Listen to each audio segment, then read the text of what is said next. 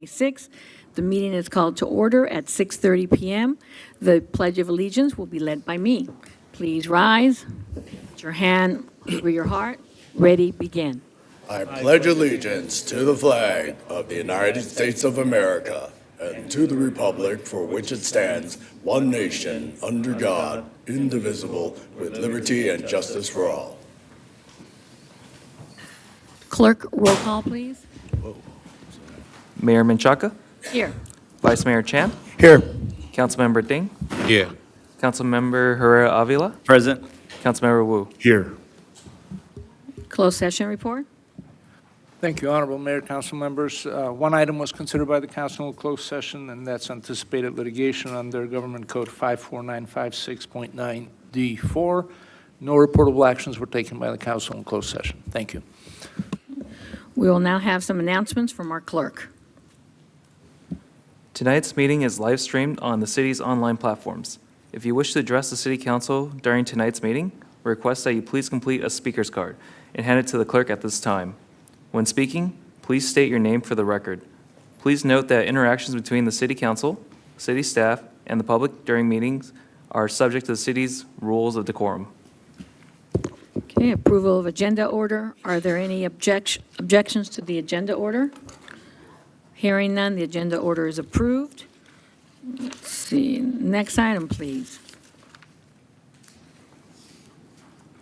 Presentations. The first presenter is Athens presentation, complying with SB 1383.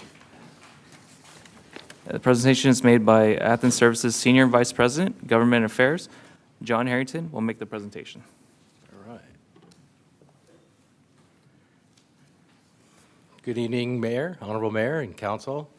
Love what you've done with the place. Love these decorations. Looks beautiful. So tonight we're going to be talking about SB 1383, which is the state's mandated organics diversion program.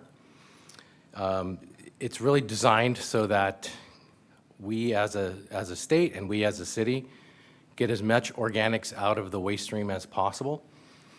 So next slide. Oh, I haven't used your slide, believe it or not. There we go. So what is SB 1383? The title is California's Short-Lived Climate Reduction Law, but what really are we trying to accomplish is to get as much organic material out of the waste stream as possible. We currently have a two-stream system, which is your black can and your green can. The state is really pushing for all cities, all organizations to have what they call three-stream, which is the blue can would be the third stream in this system. The idea here is to get as much methane out of, these are climate pollutants, so it's a climate law, get as much methane out of the system as possible. We accomplish that by diverting the organics and composting it and just bringing it back into reuse. And one of the things you're going to hear from me several times tonight is this is unfunded, and that's a big piece of this.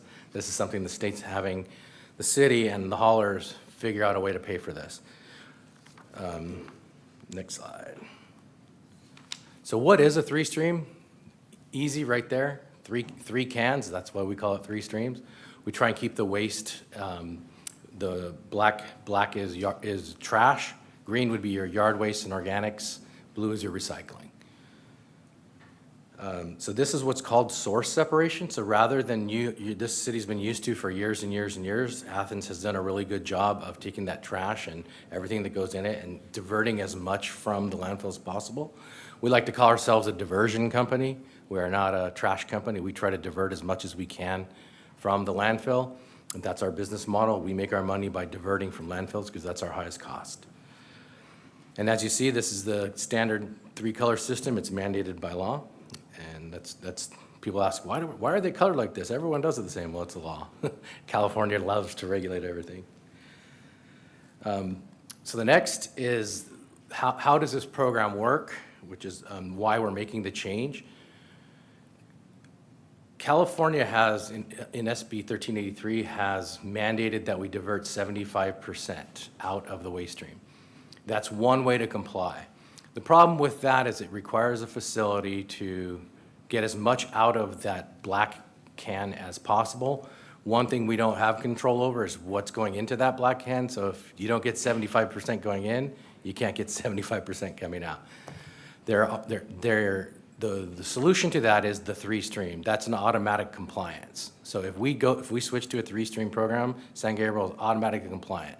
The state does not look at the actual diversion threshold of 75% anymore. They look at, are you three-stream? So that's the way to go as far as complying with the mandate. Is they really are pushing to a three-stream system.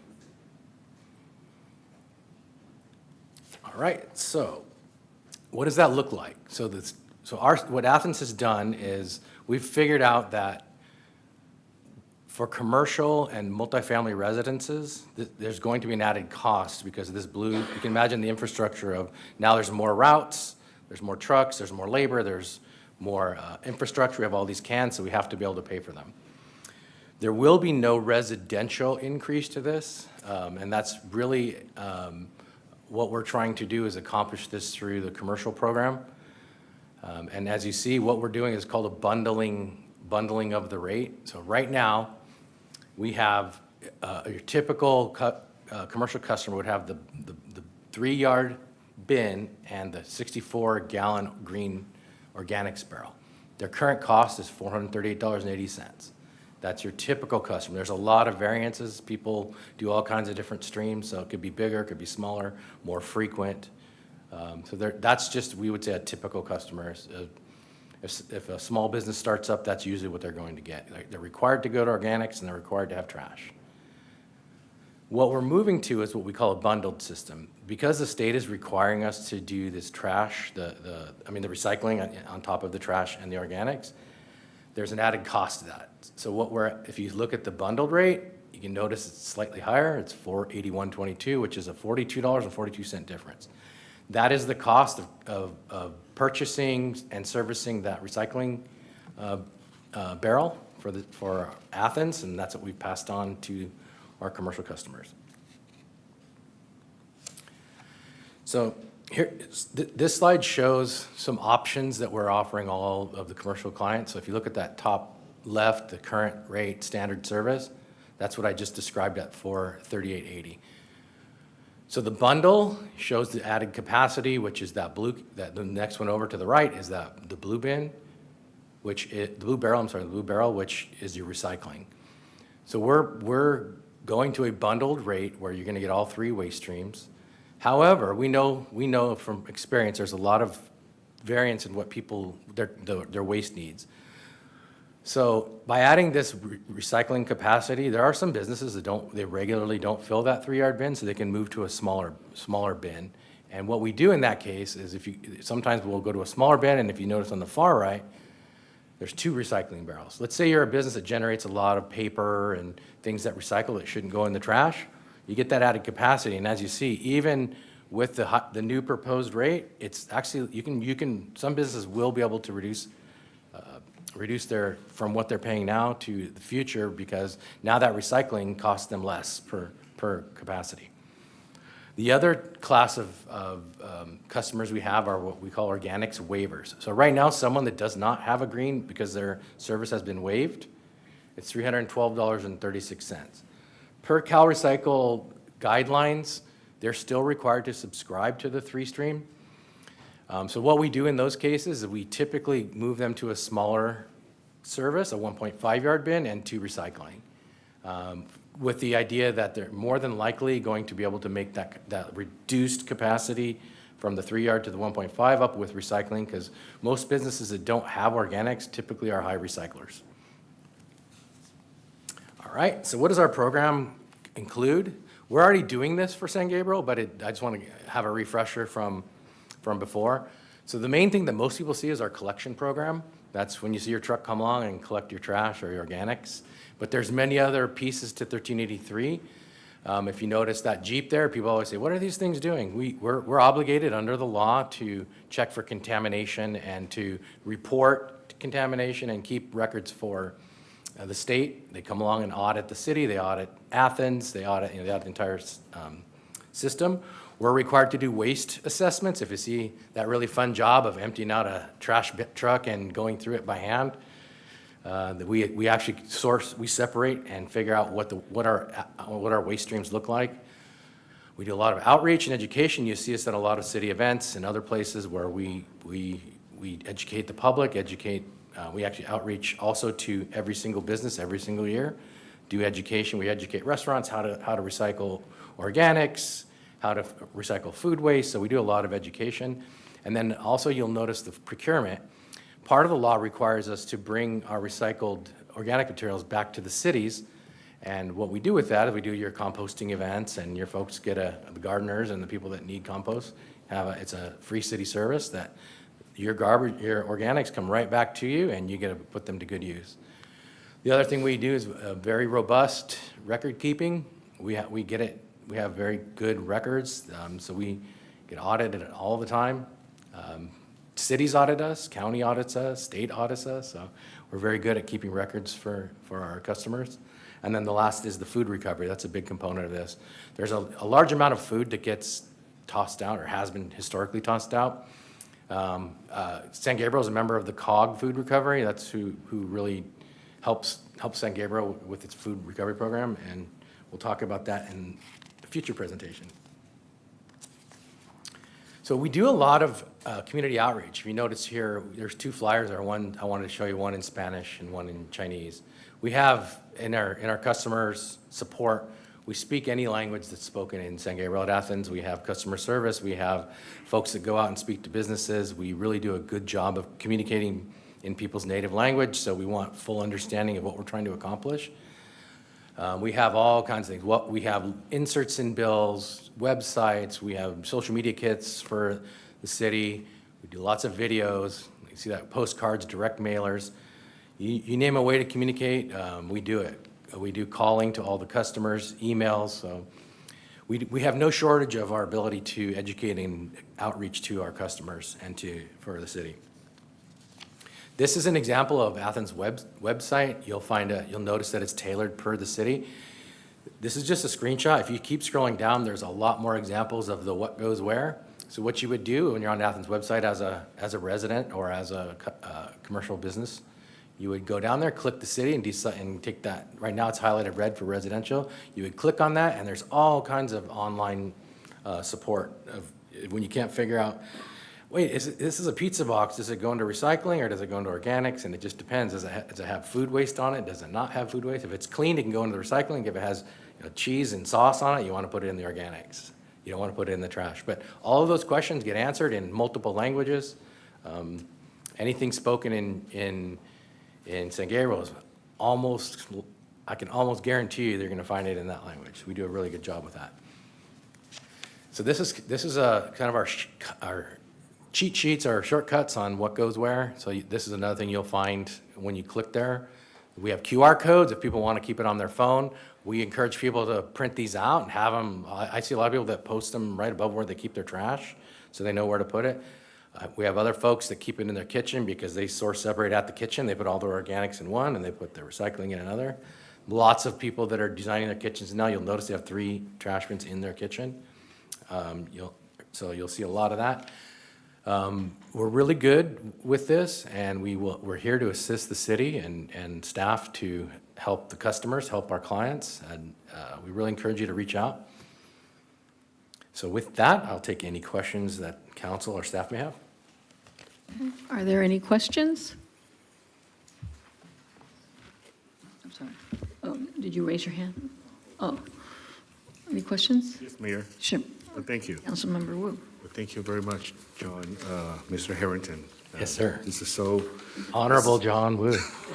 it's so weird that I would talk to you like this, but thank you so much for the presentation. I do have a couple questions about the new program. That is a mandate. So when you say that, 3 streams for the multifamily, how do we define the multifamily? Usually, for example, 1 to 4, it could be considered as a residential. But multifamily is that 2 units or more that will be considered as a multifamily? No, it's 5 or more. We use the HUD standard, So 5 or more will be considered as a multifamily. multifamily. Then they will be using the commercial level. Yes, correct. And so what about for those apartment or condo, townhouse, they're in a community, but they use bean? So are they considered as residential or commercial? State that again?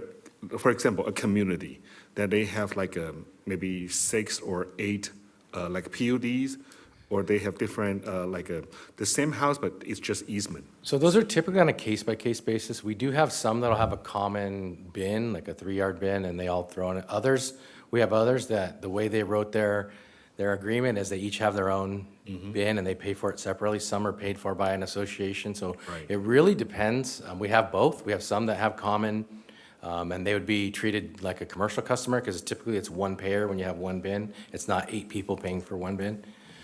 So yeah, and some, we have some, I don't know about San Gabriel, but we have some customers where there's one bin and the organics is paid individually. There's a lot of different models that are used. So for those, we call the homeowner associations properties, that if they have already got the existing concrete structure that will be fitting one trash bin, so how you can add more on that limited space? So we have a team that comes out and assesses the site. That's what they do on every single day. They come out. We have situations where they designed the enclosure to fit exactly a 3-yard bin because, they did it 30 years ago and they never thought of other waste streams, and it is what it is.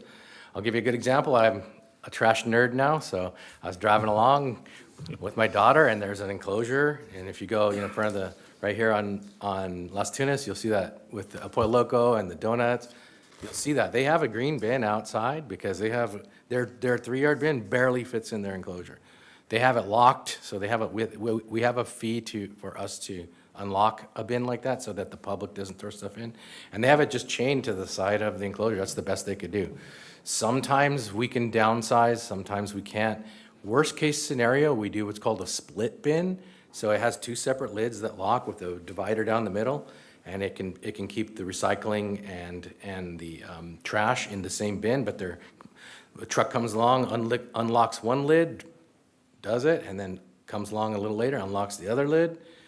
And so there's a way to do that, and then you really only have that one green usually to deal with. So we come along and we assess. There's ways to get around it. Even right now, you have sites where there's a barrel outside and a bin in an enclosure. Some places decide to put their recycling, they just keep the recycling inside their building and take it out because recycling is usually clean. So there's a lot of different ways that we get compliance. Worst case scenarios, we do get some outside, and we typically just have the customers lock them, and then either a combo lock that our drivers have, or some people just unlock it the day of service and they don't pay for the unlocking fee. There's just different ways of doing that. So does that mean if they will be with a divider between the bins? So that means that community probably will need more frequently to get the trash collected because they have a smaller area for this trash and there will be smaller area for the recycle. So that could increase that as well, right? That's a potential. That could happen, yes. I'm not going to tell you, oh, no, that never happens. It does. Sometimes frequency goes up, but it's not duplicative where if you're paying X, it's 2X to get it serviced twice. There is a diminishing cost to that. So yeah, it's all we have that right now in the rate sheet, like serviced once a week, twice a week, up to 7 days a week. So some businesses have a lot of trash and they're every single day. But yeah, that is a potential issue. So we have, in our city, we have approximately 18 projects, ongoing projects. So many of them are mixed use. So how you deal with that, is that considered as commercial, right? It would be commercial, yes. So it's a multifamily commercial. The billing is the same on those, but obviously their trash is a lot different between a business use and a home use. Typically, businesses have a higher volume of trash and a different profile. But yeah, that's something what we like to do, especially when you have new projects, is get those plans. Athens has the ability to coordinate with the developer and make sure that they'll have an idea of what their, obviously the number of units and what types of businesses that they're targeting. And we can work with the developer to make sure their trash enclosure is both the correct size And we always like to say the best area for service also. We also want not to disturb a lot of people. We want to make it convenient, both for the people to put their trash and everything away, as well as for us to service it. So that is something we do with a lot of cities. I've spoken to Mark about that, about, hey, let's get all your new designs over so that Athens can take a look at it, and we can have some input on that. Okay, that's great. And I think the last one is not question, but it's just a suggestion. And I realized that you actually translated in different languages. Not me, I didn't do that. Yeah, I know. That's why I think this is reasonable. I can tell you, I would just give you a suggestion. Maybe you need someone to proofread it before it published. I hope this is not a done deal yet. This one, is that been released to the public? I couldn't tell you. It might have been because I took it right off our website.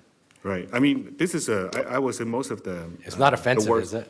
I mean, some words even not reflects, correctly. So. Okay. For example, it shows, maybe it's like your representative, but it shows your business. So Okay. that is a really totally different meaning, but you have some fonts, it's even not showing because they probably used the wrong font. Oh, okay. So that's just a recommendation.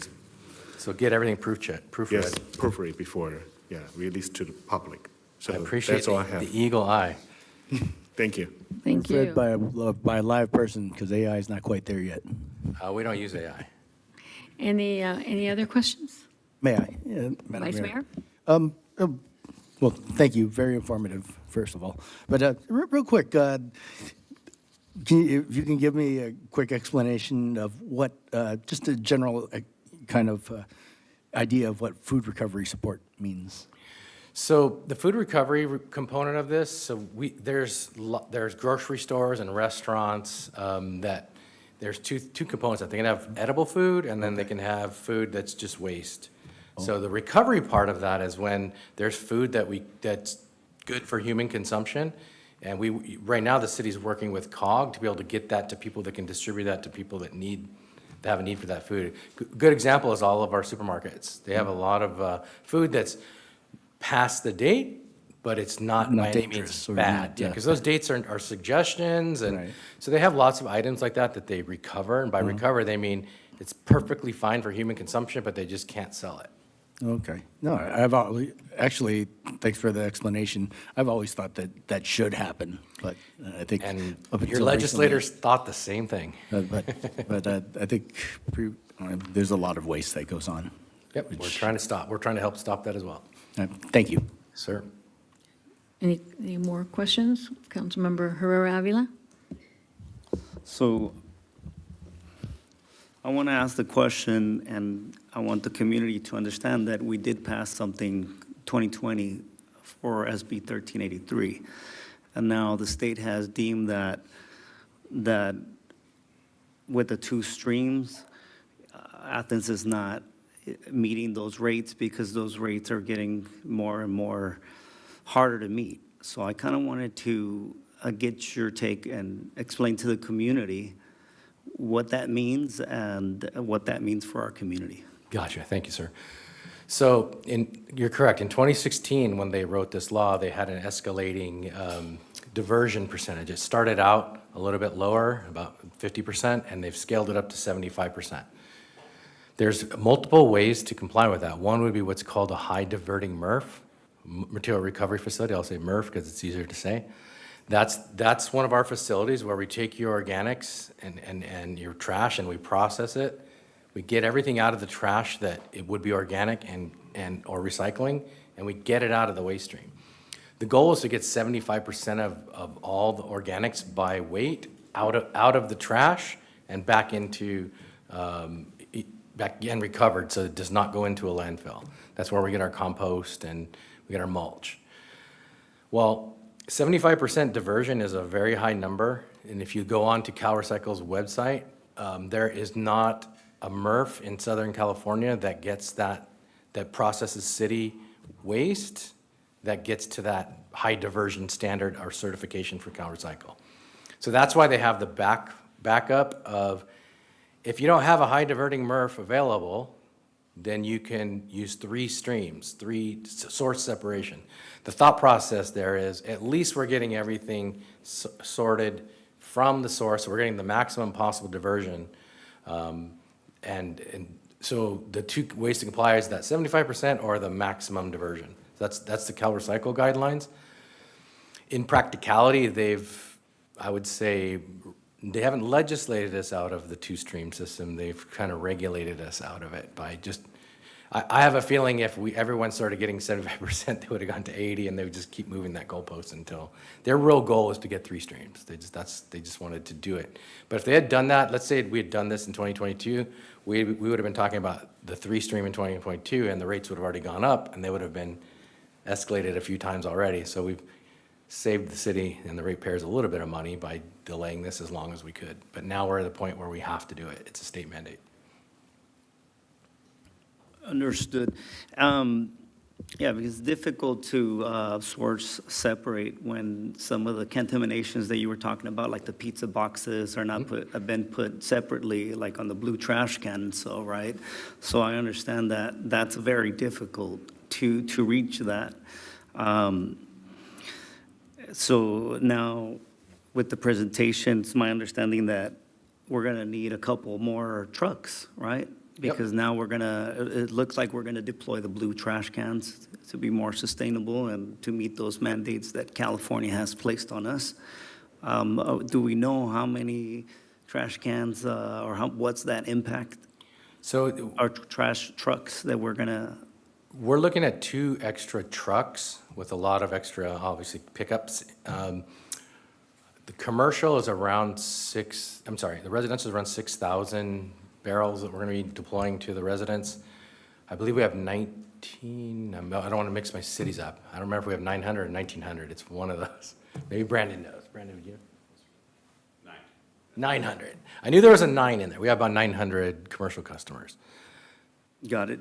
And then some more questions related to the trash cans. I haven't really paid attention to the trash cans in my house. I don't take care of that. Once in a while, it's always dark. But are they hot stamped? Are they with the instructions already? Or are they like those little sticky things that you put and they fall off and they deteriorate with the weather? So I have a mix at my house. I don't have stickers, but mine are old, hot stamped. I can't speak to every single one, but we're moving with hot stamp on everything. And correct me if I'm wrong. See? I have some memory left up here, but yeah, they're hot stamped. Yeah, because I've seen the alternative with non-hot stamp, and they become an issue because you don't have the instructions clearly after maybe a year or so, they deteriorate, and now that creates a lot of extra work. So if we do decide to go with this, I would recommend that we look at the hot stamp rather than the alternative. For sure. I would tell you that our company takes pride in all of its equipment. That's why you see really nice trucks rolling down the road. We replace our bins, we replace our barrels. We have a huge amount of resources just in maintaining these assets. So we really do take pride in that. How long do you feel the deployment is going to take to deployment and education? So the education will be ongoing. We never stop that, but we're going to have a really focused about 2 months of education, but it's going to happen much faster than that. In fact, we're going to start the recycling education long before we ever enter into a contract, because we just want people to be educated in general. We're probably starting with commercial in the next week or so, with what's going to be happening, because we want people not to just have a blue barrel show up out of the blue. I mean, not out of the blue, good one, huh? Out of the blue, and just, what's this? So we're trying to educate, but that's ongoing. We go to every single customer every single year for commercial, and we speak to them. We assess, like, what is your waste stream, and are we meeting your needs? You know, do you need more capacity, less capacity? So that's an ongoing thing. The education is really going to be, we have a very robust education plan for every city that we deploy. Like I said, we do social media, we do in bill inserts, we do direct dial to every customer, we do emails. So however you receive your bill, you're also going to get communication that way, as well as more than likely if you're a commercial customer, you'll get a phone call and you'll get a site visit. So if someone's not educated, I don't think it's a failure of trying. And we educate and like, so for example, we go to a business and they want it in Mandarin, it's in Mandarin. If they need Spanish, it's in Spanish. If it's in Vietnamese, they get it in Vietnamese. So we meet them where they are and do it in their native language. Yeah. I mean, the goal is to get, to become compliant with the state. And And to do that, it takes a lot of approaches, and one of them is education. And I believe from my experience at other company before, I'm not going to mention who, we had like people checking the routes too, right? Yep. We're doing that here as well, right? And Correct. educating and then stamping them and flagging them. And after 3 offenses, we have some kind of approach, I believe, I'm not sure. For contamination, you mean? Yeah. Yeah, we're trying really to educate and modify behavior. The last thing we want to do is send a fine. I don't think we do that very often in San Gabriel. When you get someone that just decides to throw all their trash in recycling, they're going to eventually we have to change their behavior, and that really comes to a fine at one point. I can tell you, we typically give them 2 to 3 warnings before they even, we'll get them, we send it on their bill, say, hey, your last, and sometimes we don't collect it. We tell them, you need to get this corrected. That's the best behavior modification. And we educate them. We say, look, your recycling is full of trash. You can't do that. You need to take that trash and put it in the trash, not in the recycling. So yeah, we will send someone out to, and we'll put a note on it and say, give us a call. And I'm assuming that, thank you for that, and I'm assuming, last thing, I'm assuming that we're going to have a lot more outreach where you'll be present. I mean, I think for the most part, you guys are already present in most of all of the events and educating the community. I would like to see the little mighty truck here. I don't know if Oh, it's Mighty been Mike? here, Let's do it. Yeah. We love to have that on. The kids love it. The old adult kids like me love it. It's a great thing, yeah. So if you don't mind explaining what it is? So it's a miniature trash truck. We converted a truck into, it looks just like a small, I don't remember what model it was, but it's like a standard pickup truck that they had converted into a trash truck. So it's mini Mike. Yeah. Well, anyways, thank you for your time, and thank you for coming to explain the whole process. Thank you for your questions. Appreciate it. Okay, any further questions? Thank you, Mayor. Thank you, Mr. Harrington. Yes, sir. Okay, so first of all, I want to see the current your facility only can reach out. What's the percentage for the compost and the recycle? So we have different facilities, but right now San Gabriel is hitting well over 60% on diversion. Okay. Just with the mixed waste processing. Okay. I could get you exact numbers. I can Okay. actually email them to you. Like, Okay. we report it every single month. 60%. Well over 60%. But the state, the requirement, it's 75%. They've moved it to 75, yes, on organic. So based on the current facility, is it possible use the new technology? You can increase that too? Or not? Well, not really, simply because we don't have control over what goes into the waste stream. So let's put it this way. If you put 40% trash into the stream and 60% organics and recycling, we can't get 75% of this. We can't recycle trash. So we are at the mercy of what gets put in the can. I can tell you we get about as much out as you possibly can. And then there's a financial incentive for us. Whatever gets diverted out of the landfill, we pay less to dispose of it. Okay. And so that's why I like to say, once again, we are not a trash company, we're a trash diversion company. Okay.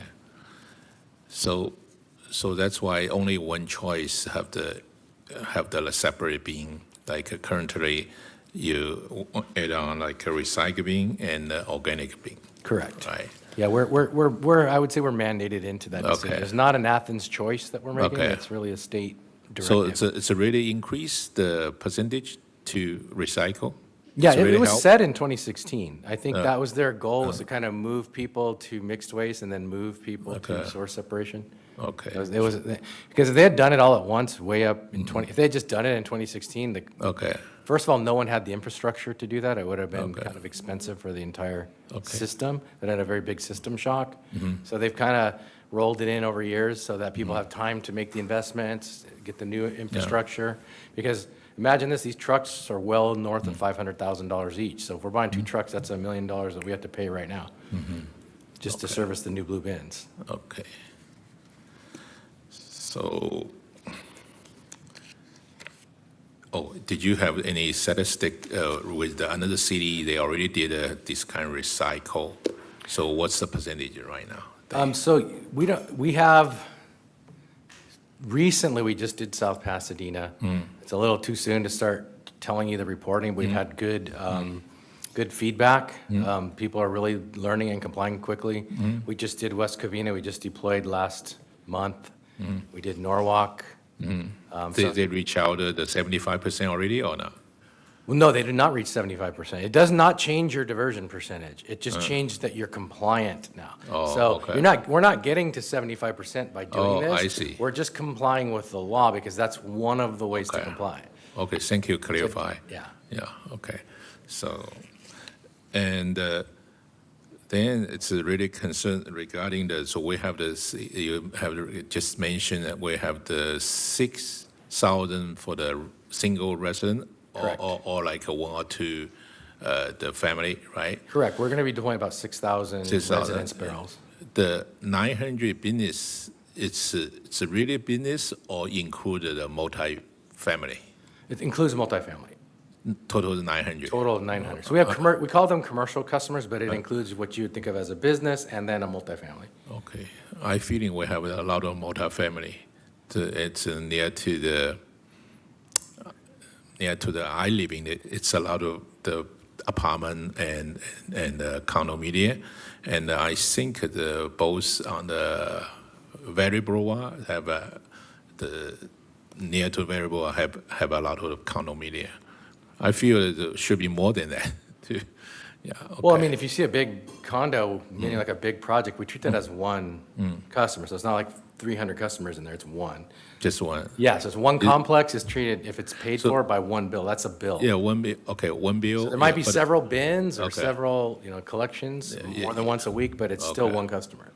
One customer, but they should have several bin, not just one bin. Correct. So maybe it's Their bill might have 5, might have 10, could have any number. depends on how many units they have, right? Okay. Yeah, and it could be more than once a week also. It could be multiple day service, like Monday, Wednesday, Friday. Yeah, or- yeah. Yeah, there's a lot of, so it's all depends on their space, because you have a formula of space and frequency. Okay. If you don't have enough space, you need to get emptied more often. Yeah, you mentioned the space, so that's I think we have existing, I think really, that we need to think about the business, but we also, yeah, business is really effective with small business. Their costs are going higher, even maybe they just one office building or couple office building. I mean, like an insurance agency, perhaps? Yeah. Okay. Yeah. Okay. I know the cost, but I want to have some question for the multifamily. So it's some like small condominium, they don't have enough space. So if you increase these two, and that's how do you handle it? And maybe they say, oh, we don't have space. We put on all this extra bin. It's in front of the community. That's not good for our city too, right? It's not good for the city. It's Yeah. just something that's the deck that we are handed to play, Yeah, or the yeah. hand we're given to play. And Yeah. like I said, you'll see sometimes there will be a green barrel outside of the enclosure, and they just lock it up so that other people don't use it. Yeah. We do the best we can to work with our customers to solve it. Not every single situation is solvable. Okay. So the topic is because it's existing, you already designed the bigger bin, right? But when you separate it, actually, for my feeling, especially for the recycle carbon, the box, something like that, this will be taking up more space. But your recycling is a 96 gallon, but maybe the previous is already it's a lot of capacity for the old the largest 3-yard trash bin. Maybe if you separate it, but the trash maybe the less than. So how do you think about it? Can you maybe have some reduce the size for the trash and really put on like some really, I think the boxes, even right now, every day you go to Amazon or Costco, I saw a lot of it's really cost space. That's something where our folks come in. Like I said, we go with every single business. And we help you, what we like to call it right sizing. So if your trash has way more capacity than you need, we reduce it. If you need more recycling, we can add barrels or give you a bin. They have recycling bins as well. So you can go 1.5 yards of recycling, 1.5 yards of trash. So it's that's why I said your typical customer is a 131, which is the 1 3-yard bin service once a week with the organic, 64 organics, 96 recycle. Okay. But there's an infinite ways Okay. to size that stuff. Okay, so when you talk to especially for the multi-resident, so they reach out to you, or you will be reach out to them to solve the We reach out to them. To So them, we make appointments with either the property manager Okay. or the association, whoever represents the association. And Yeah, our HOA president, right? Yeah, we have contacts for Okay. whoever is our contact on the bill. We'll make an appointment and say, we'll be at your building, Friday morning, 8 a.m. or whenever it's Okay. convenient for you. There's always one of our folks in your city, so we meet them when and where they need to meet. That's our folks' job. They go there and do a waste assessment and they figure out, what do you need? Okay. So if we also think about it, because you say, like separate, I also future maybe worry about it, like for the multi-family, maybe before that it's a once a week or 2 times a week. But after that, maybe need like 2 times or 3 times for them, not just simply increase the monthly fee for base. Yes, so but also like probably double that too. So we have a rate sheet, you can see it, it's published. It's typically, if you go up to 2 to 3 to 4, it's not a straight line calculation. Typically, it's a little bit reduction. The more you get at service, the less each time. Okay. That's typical because, we're out here 6 days a week anyway. Okay. So to add you doesn't cost us a whole extra trip. Okay. If you want special service and just one truck just for you, it's going to be expensive. Okay. All right. So another last question is for the financially impact. Okay. I know that you need to provide more rod to pick up the car and the cost of the barrel, the material, something like that. Estimate in our city is how much total you have to put on, your company put on the money on that. Even like upfront, how much we're going to invest? Yeah. That would be enough. First, it's one time the cost, and then also the for the future long term. Yeah, there's labor every day, there's fuel every day, there's insurance every day. Yeah. Yes. Yeah, there's an ongoing cost to all of that. We typically, I can tell you, a truck, like I said, is well north of 500,000, about 550, 560 to get it outfitted and ready for deployment. Okay. And it takes a while to get those, so they don't, it's like, when you guys order a fire truck, it takes a long time to get, you don't get it the day you order it. They have to get it outfitted for Athens' needs, and every one of our trucks is outfitted for purpose, for what it's gonna be doing, who it's gonna be servicing. Okay. So there's that, and then we have a whole bunch of barrels on order right now, because we're doing this with about 20 plus cities, and Okay. we have a whole bunch, and you'll see a lot of our parking lots are full up of barrels, and we half the time don't know where to put them. We just end up parking on the street, and barrels are taking up our parking spots. But yeah, it is a big financial investment. The exact figure, I don't think we're going to tell you the exact figure because we're a private company, but I can tell you it's significant. Imagine those barrels are not, you can see they're durable. Like I've had my barrel at my house for 20 plus years, never had to have it changed. But Yeah, I know your it's an private expensive company. proposition. Yeah, your private company, but the residents should be interested in that, the cost. So I just want to maybe something like, that's for your business size also need to think about it. Okay, you should be absorbed some financial impact. For the long run, you still have business, right? Hopefully it's less impact for our So, residents. I can That's I feel have So- voice for the. I can tell the public resident. that the money that we're investing, it's going to take longer than 5 years of this rate increase just to get back to what we're investing today. That I can tell you, that we are making a big financial investment, and we're not putting it all on the ratepayers. Athens absorbs it and then gets it back over 5 years.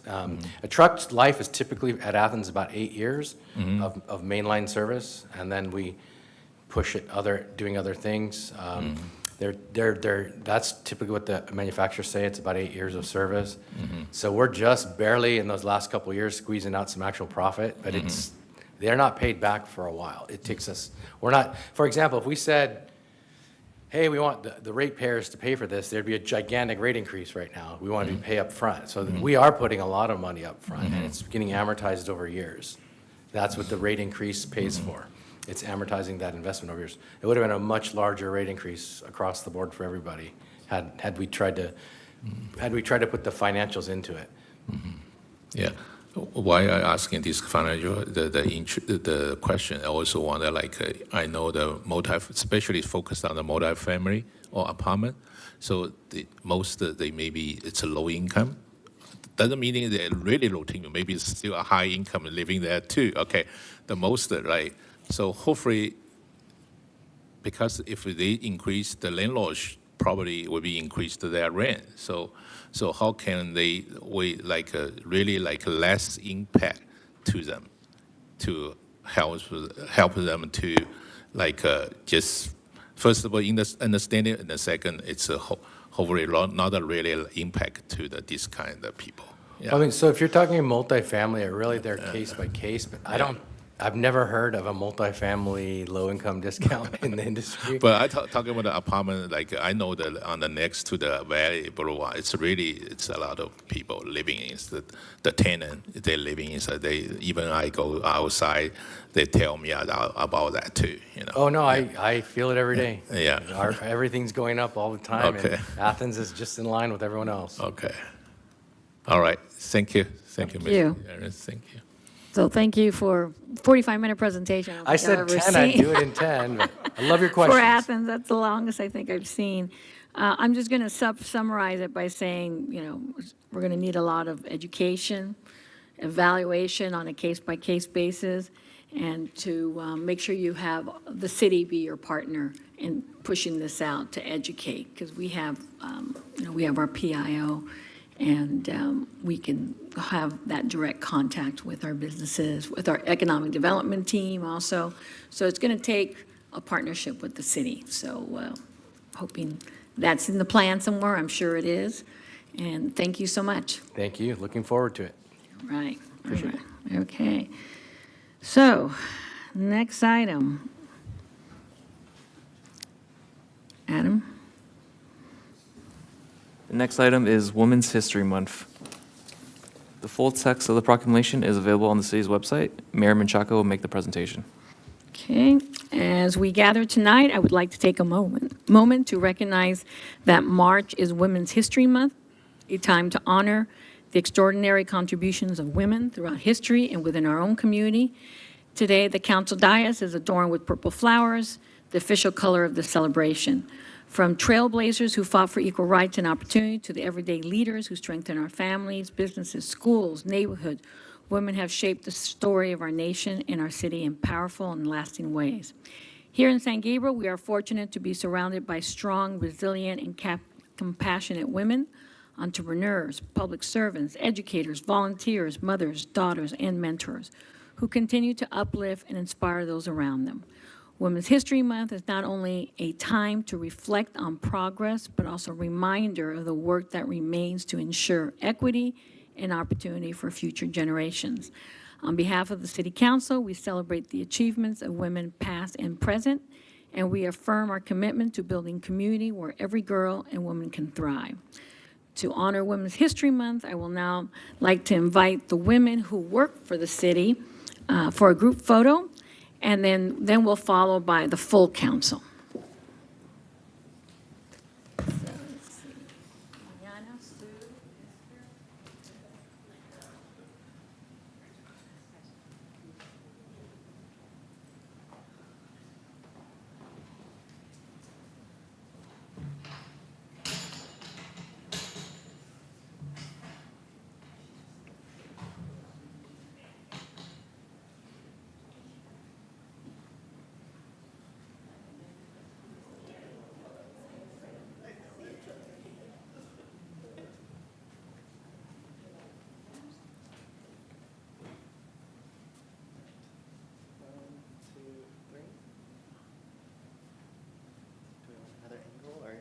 with this one? Okay.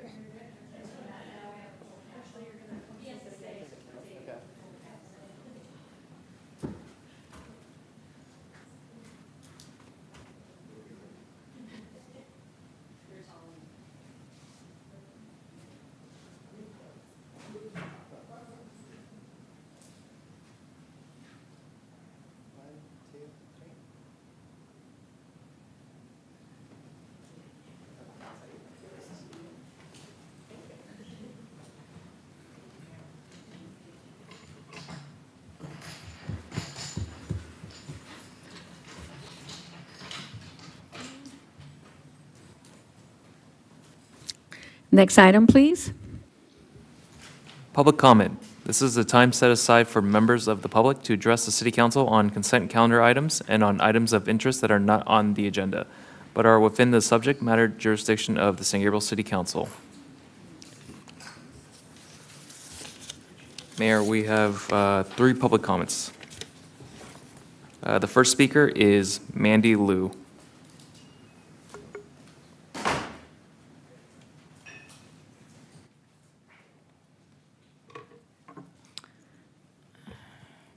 Hello.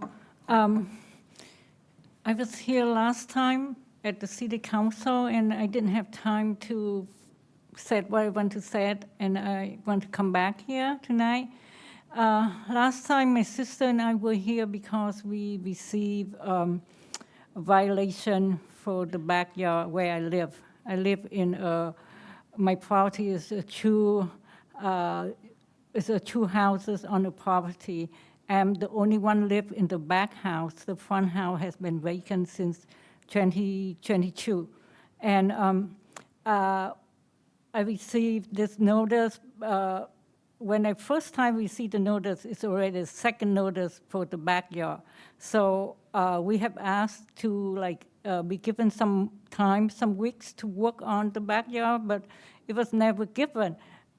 Instead, I was told one time by Aldo, that he's going to give me an extra week for the Chinese New Year. But after I appeared at the city council, now he denied that. Anyway, so the second thing I'm requesting is that I was traumatized a few years ago when the California Department of Food and Agriculture came to my yard because I was trying to get my chickens out, my pet chicken out of the yard. I was handcuffed. I was pushed in the ground and handcuffed. So I was very traumatized. And I have asked whether, after I clean the backyard, I can send in some picture or video instead of having someone come inside my backyard, and I would be subject to those trauma again. And the third thing is that this person that I have been by the city code enforcement called, his name is Aldo. I have been harassed by him. Last time, I didn't know even the right word to say it. It's rude and look, put out, but no, it's harassment.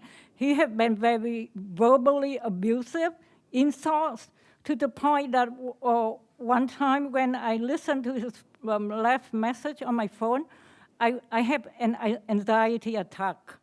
My heart had palpitation, and I've been sick. I was sick for a few days afterward. David Sanchez knew about this, and I have been trying to ask if I can work with someone else besides him, because every time, I thought, okay, he's the only one I have to work with. He's going to come, and then he's going to say something that, the insult will come my way again. I was yelled at in front of my house, in the yard, so I really cannot work with this person. My health has been affected greatly. I'm asking the city council and the attorney and the manager, we had a meeting today, that is there someone else? I understand he's the only co-enforcement for the city I'm sorry, your right now. time is up, Okay. but thank you. Thank you for your comment. Okay. Next speaker?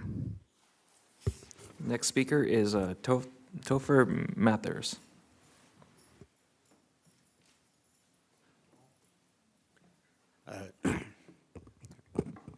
Good evening, Mayor, City Council members. My name is Topher Mathers. I'm a program manager with Active Sangre Valley. We're a local nonprofit dedicated to realizing a more livable, sustainable, and active Sangre Valley. Today, I join you to share with you an exciting program that we're offering residents of your city, the GoSUV's Equity Membership Program. Our program offers low-cost, healthy way for participants to get around their city via pedal assist e-bikes. We are offering classic commuter bikes memberships for $6.26 a month or $75 for a year. Our program is unlike traditional e-bike share programs. It is a long-term e-bike share program that allows participants to take the bike home with them instead of needing to return the e-bike to a traditional docking system. Participants also receive a charger and a lock with their membership. This project is made possible with the funding from the Metro Express Lanes Net Toll Revenue Return Program and is administered by the SGV COG. To promote the program to your residents, we've created a toolkit that includes social media and newsletter blurbs that we can share with you, so you can share with your community members. If you or your staff have any questions about the program or like to promote the program to your residents, you can contact us at info@gosgv.com. Thank you so much and have a good night. Bye. Next speaker is Polly S.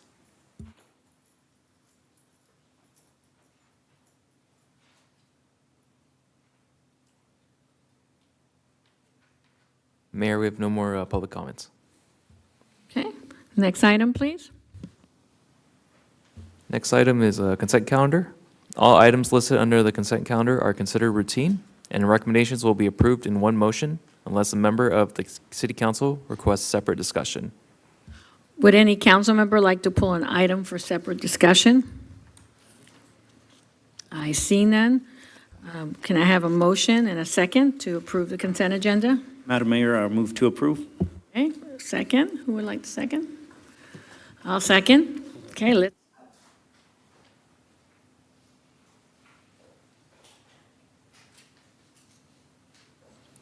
Motion passes by a vote of 5-0. Okay, so next item. Mayor, we have no public hearing or continued business. Next item is new business. Service update and agreement with Chinatown Service Center for case management services in the amount of $58,879.73 annually.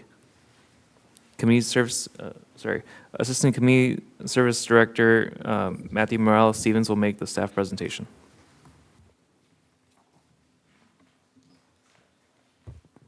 All right. Good evening, Honorable Mayor and members of the City Council. With me tonight, I have Carrie Situ, who is the Director of Programs with the Chinatown Service Center. And she's been with the program directly with San Gabriel since its inception in 2024. So she's very familiar with all the offerings. She helped put the package together and what it looks like today. So we're very appreciative to have her here tonight. Thank you. Good evening, member of councils. You want me to? If you go ahead. Okay. Yeah. All right. So she will be here for any questions, if you have any clarifying questions throughout the night, and she'll be happy to assist. So we'll get kicked off. So as Adam mentioned, we are presenting item 7A, which is the service update and agreement with Chinatown Service Center for case management services in the amount of $58,807. Ooh, I get stumped on the number every time. $58,879.73 annually. Just a brief overview, the City of San Gabriel contracted with the Chinatown Service Center in 2024 as a direct result of requests made by community and commission members as well as the City Council to assist persons in need of mental health or general resources. The service has worked in tandem with the San Gabriel Police Department's mental evaluation team and was developed to serve participants through a more proactive approach to enhance residents' living conditions mentally and physically. So again, working in tandem with the MET team, we're capturing people hopefully before issues arise or before they become more severe or more critical and entering into the need to bring in the MET team. Furthermore, a case manager is on site at the Community Recreation Center Monday through Thursday, 10:30 to 5. There's a full office setup with a meeting location, so there's full privacy and availability for the case manager to help them from start to finish. The case manager provides one-on-one services on the following, which is eligibility, screening, and needs assessment, referrals to community-based and government programs, short-term case management, benefits navigation such as Medi-Cal, CalFresh, and Social Security. Personally, I've seen our case manager help several people with the benefits navigation, and each one of them is extremely grateful for all of the work and helping navigate that process, especially if English is not their first language or their primary language. Some of those application processes can be quite cumbersome in making sure that they're pulling the correct documents to upload. So she's actually helping them from start to finish on those applications, not something of here's a flyer with the information. She helps them through that entire process. The Chinatown Service Center also offers free tax preparation services, so that's something that's above and beyond what we initially anticipated. So that's on site at the Community Recreation Center during tax season. It's each Wednesday, as well as technology classes for seniors. So not only is our case manager fantastic at helping people with their individual situations, she is also leading the technology classes in a small group setting at the Community Recreation Center. The service is operated, as mentioned, from May 2024 to present. The Chinatown Service Center has since requested a fee increase from $53,328.08 to $58,879.73 for an annual increase of $5,551.65. As you can see, it is to the penny because they are very cost conscious and making sure that they are pulling that exactly towards the services provided to the city.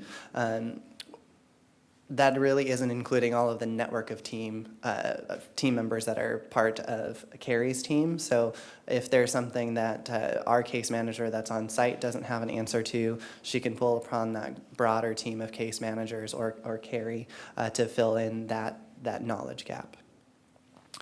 Some of the key accomplishments and highlights since the service started in 2024 include a total of 463 encounters. Of those, 289 were unduplicated clients. That was in 2024. From January through October 2025, there were a total of 387 encounters, of which 151 were unduplicated clients. The program services some of the city's most vulnerable residents. Of those that have been served, approximately 40% are between the ages of 65 and 74. This is ahead of the 75 to 84 age group, which makes up approximately 20% of the participants that have received service. So therefore, over 60% are seniors that are serviced directly through the case manager. Approximately 87% of the service has been provided in a language other than English, with Mandarin and Cantonese being the primary languages utilized. Participants have primarily needed assistance with housing or homelessness, healthcare, and food access. Food access made up 45% of the service needed, which includes enrollment, renewal, and troubleshooting programs such as CalFresh. One of the larger programs or items that Chinatown Service Center stepped in with, again, kind of outside of that initial realm that we partnered with them on, was the Champion Motel closure response in May 2025. In May 2025, the Champion Motel was closed due to multiple safety and health code violations, displacing over 20 residents, primarily low-income, minority, and Mandarin-speaking tenants. Chinatown Service Center quickly responded along with the Met team to assist with on-ground translation, tenant advocacy, and case management. As you can imagine, that's quite an overwhelming time for residents trying to quickly find a new location and trying to find resources, and Chinatown Service Center was there to step in as needed. That included one-on-one support assistance for a tenant who had recently lost her son, and coordinated relocation efforts, including temporary housing for 4 families at El Monte's Valley Inn. The Chinatown Service Center also ensured ongoing follow-up and resource access for all affected tenants. Finally, working closely with city, county, and other nonprofit partners, the Chinatown Service Center bridged language and cultural barriers, ensuring effective communication between tenants and agencies. Through these efforts, displaced residents received financial relief, safe relocation, and continued social service support, helping them navigate the crisis with dignity and stability. Just a quick reminder of the cost comparison. When we initially brought this forward, we reached out to a couple of agencies, one of which was the YWCA of the San Gabriel Valley. They provide similar services, although after working with Carrie and her team, I will say that not quite as direct to our population, as well as quite as robust. Not only have they grown here in San Gabriel, they're growing in a multitude of other facilities around, with the newest facility, correct me if I'm wrong, nearby in Alhambra, off of Main Street. And so not only if the case manager can't help them with a direct service, there's kind of neighboring Chinatown Service Center locations that the seniors or anyone that's coming through the doors can seek help from. That includes the behavioral health centers or the PACE Center, amongst other things. So the quote initially received from YWCA was $93,000. So with the $5,000, approximately $5,500 increase, it's still a much more cost-effective option to go with the Chinatown Service Center. Moving on to the fiscal impact, should the City Council approve the continued partnership with Chinatown Service Center for contracted case management services, there would be a cost increase of $599.97 for the fiscal year 2025 and 2026. The increase for fiscal year 25-26 can be absorbed within the current adopted budget. Additionally, an increase of $5,551.65 would be needed for fiscal year 26-27, which would be included through the budget process. Finally, the staff recommendation is that the City Council continues to partner with the Chinatown Service Center to provide case management services to the public and authorize the city manager to execute the professional services agreement with Chinatown Service Center. I'd be happy to answer any questions. Okay. Does anyone have any factual questions for staff? Okay. Oh, we have one. Okay.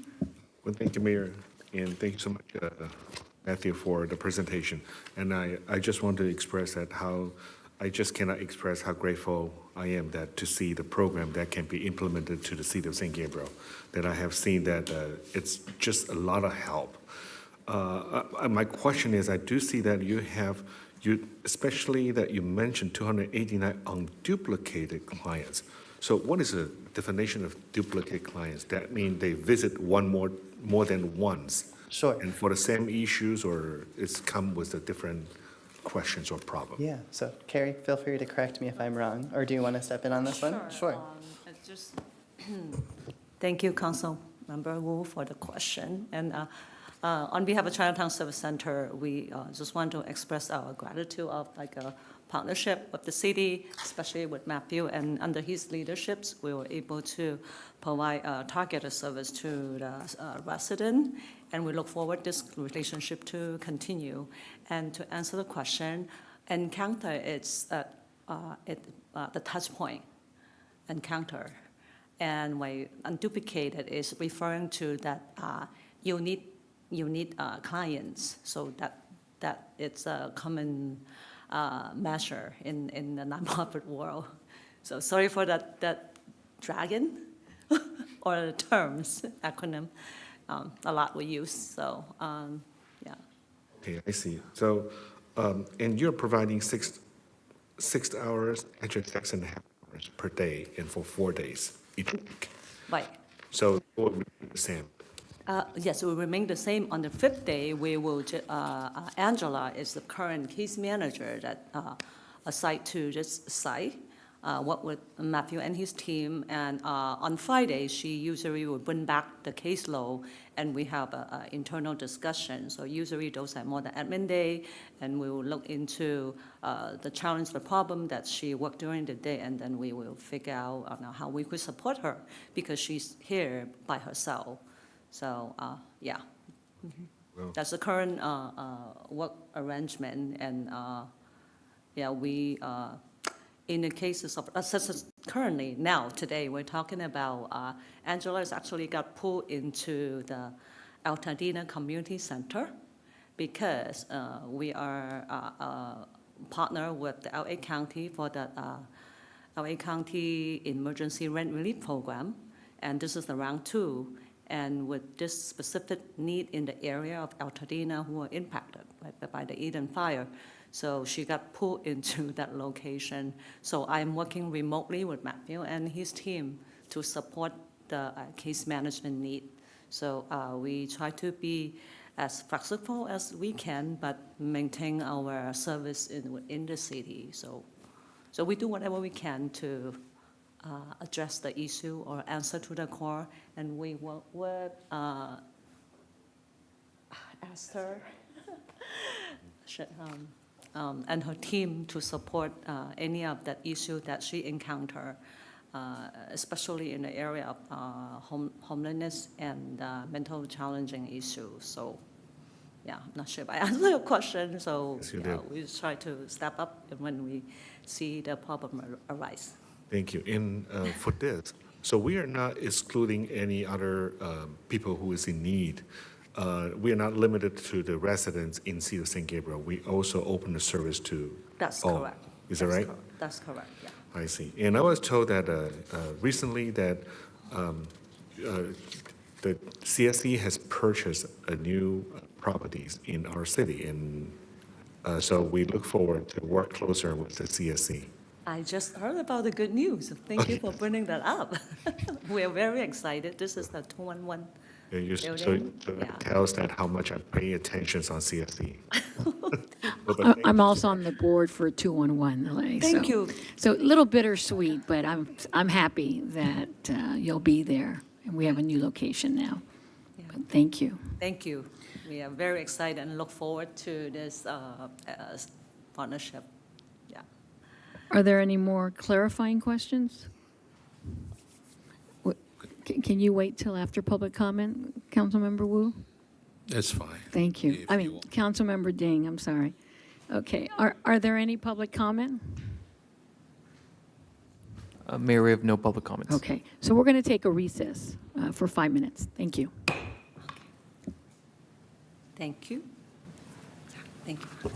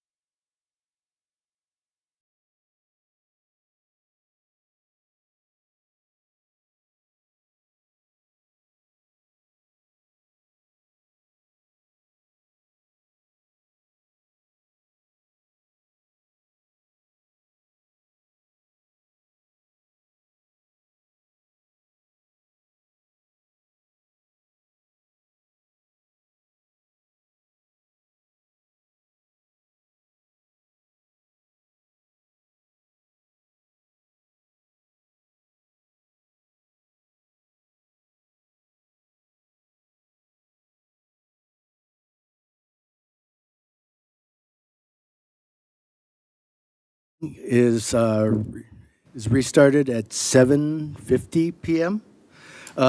Madam Mayor wasn't feeling well, so she had to leave, and so I will be continuing running the meeting. All right. So now it's time for council discussion on this issue. Who would like to start?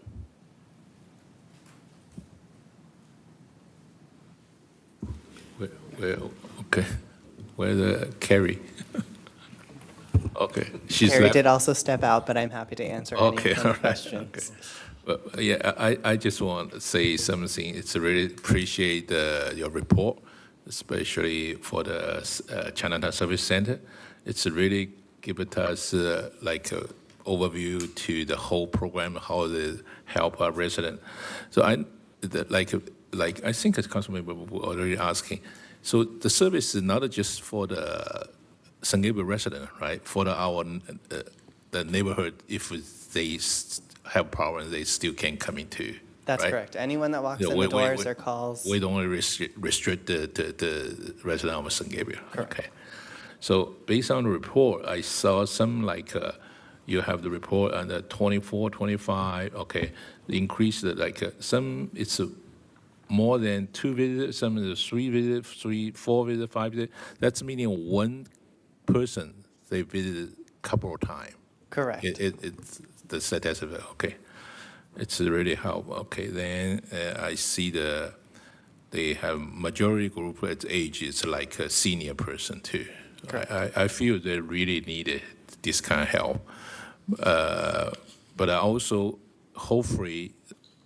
But the different ages, the people, especially 25, 45, maybe they don't need as much more service. Maybe they need it. Hopefully we can, for the future, to like more advertising, maybe if they say really need it to. And it's interesting, food access, if they're looking for the food access, so usually, so we just bring them there to the food bank, or what are we do? Yeah, so it depends on the individual's circumstances or what they're actually in need of.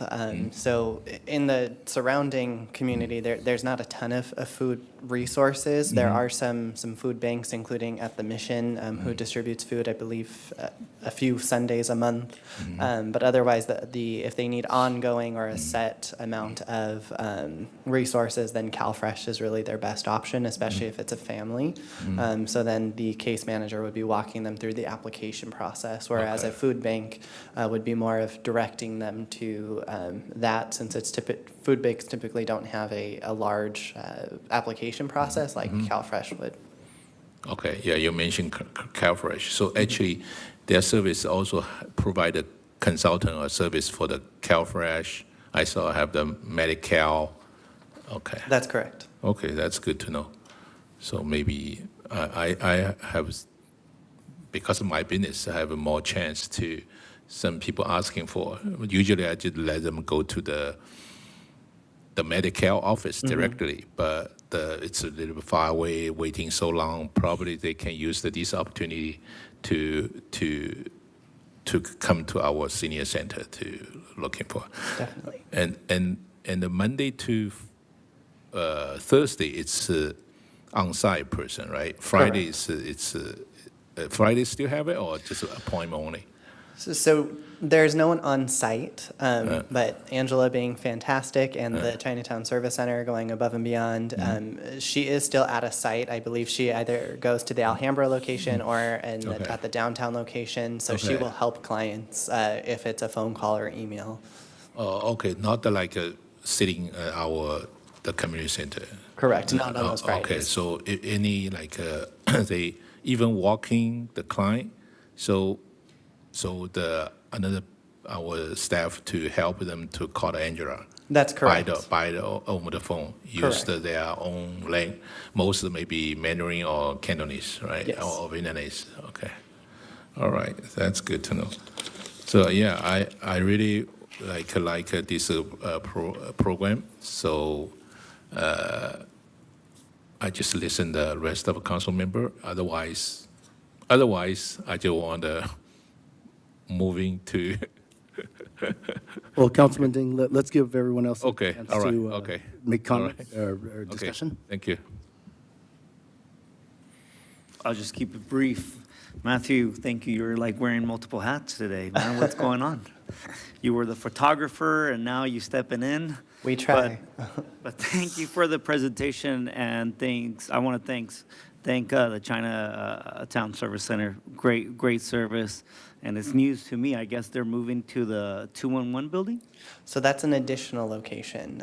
So they will be moving their behavioral services, which are currently located in a different city, to San Gabriel. But they will still have their newest building in Alhambra, plus their main center in downtown LA in Chinatown, amongst a few other smaller locations. Interesting. Thank you. That's all I got. Great. Yeah, I would just want to move to approve that City of St. Gabriel. Oh, are we done? Oh, no, I had Oh, I'm just so a little sorry, bit of yes. comment, that's all. No, thank you, Matthew, and no, I just want to echo my colleagues here, and I mean, I see the great work that Chinatown Service Center has done for our city, and yeah, I'm excited to continue our relationship, and looks like the city gets good value from CSE, and our residents definitely benefit. So yeah, that's my comments. But yes, at this point, I would like to entertain a motion. Yeah, I move to approve for the new business item 8. Right, so should I read it? 7A to Move the staff recommendation. the staff recommendation, and the City Council continue to partner with the Chinatown Service Center to provide case management service to the public, and authorize the city manager to execute a professional service agreement with the CSC. I'll second. So, and if I may request that we vote, but we all take a voice vote since we kind of got switched around last minute. Okay. May I do that? Okay. Okay. Roll call vote. Yes. Roll call vote. Vice Mayor Chan? Yes.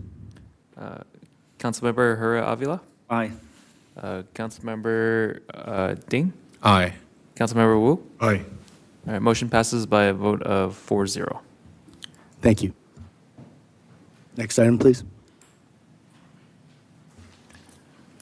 The next item is presentation acceptance of the annual comprehensive financial report and other audit reports for the fiscal year ended June 30, 2025.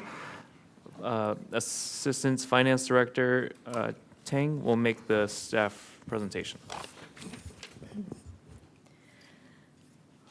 Good evening, Vice Mayor and member of the City Council. I'm Linda Tang, the Assistant Finance Director for the City of San Gabriel.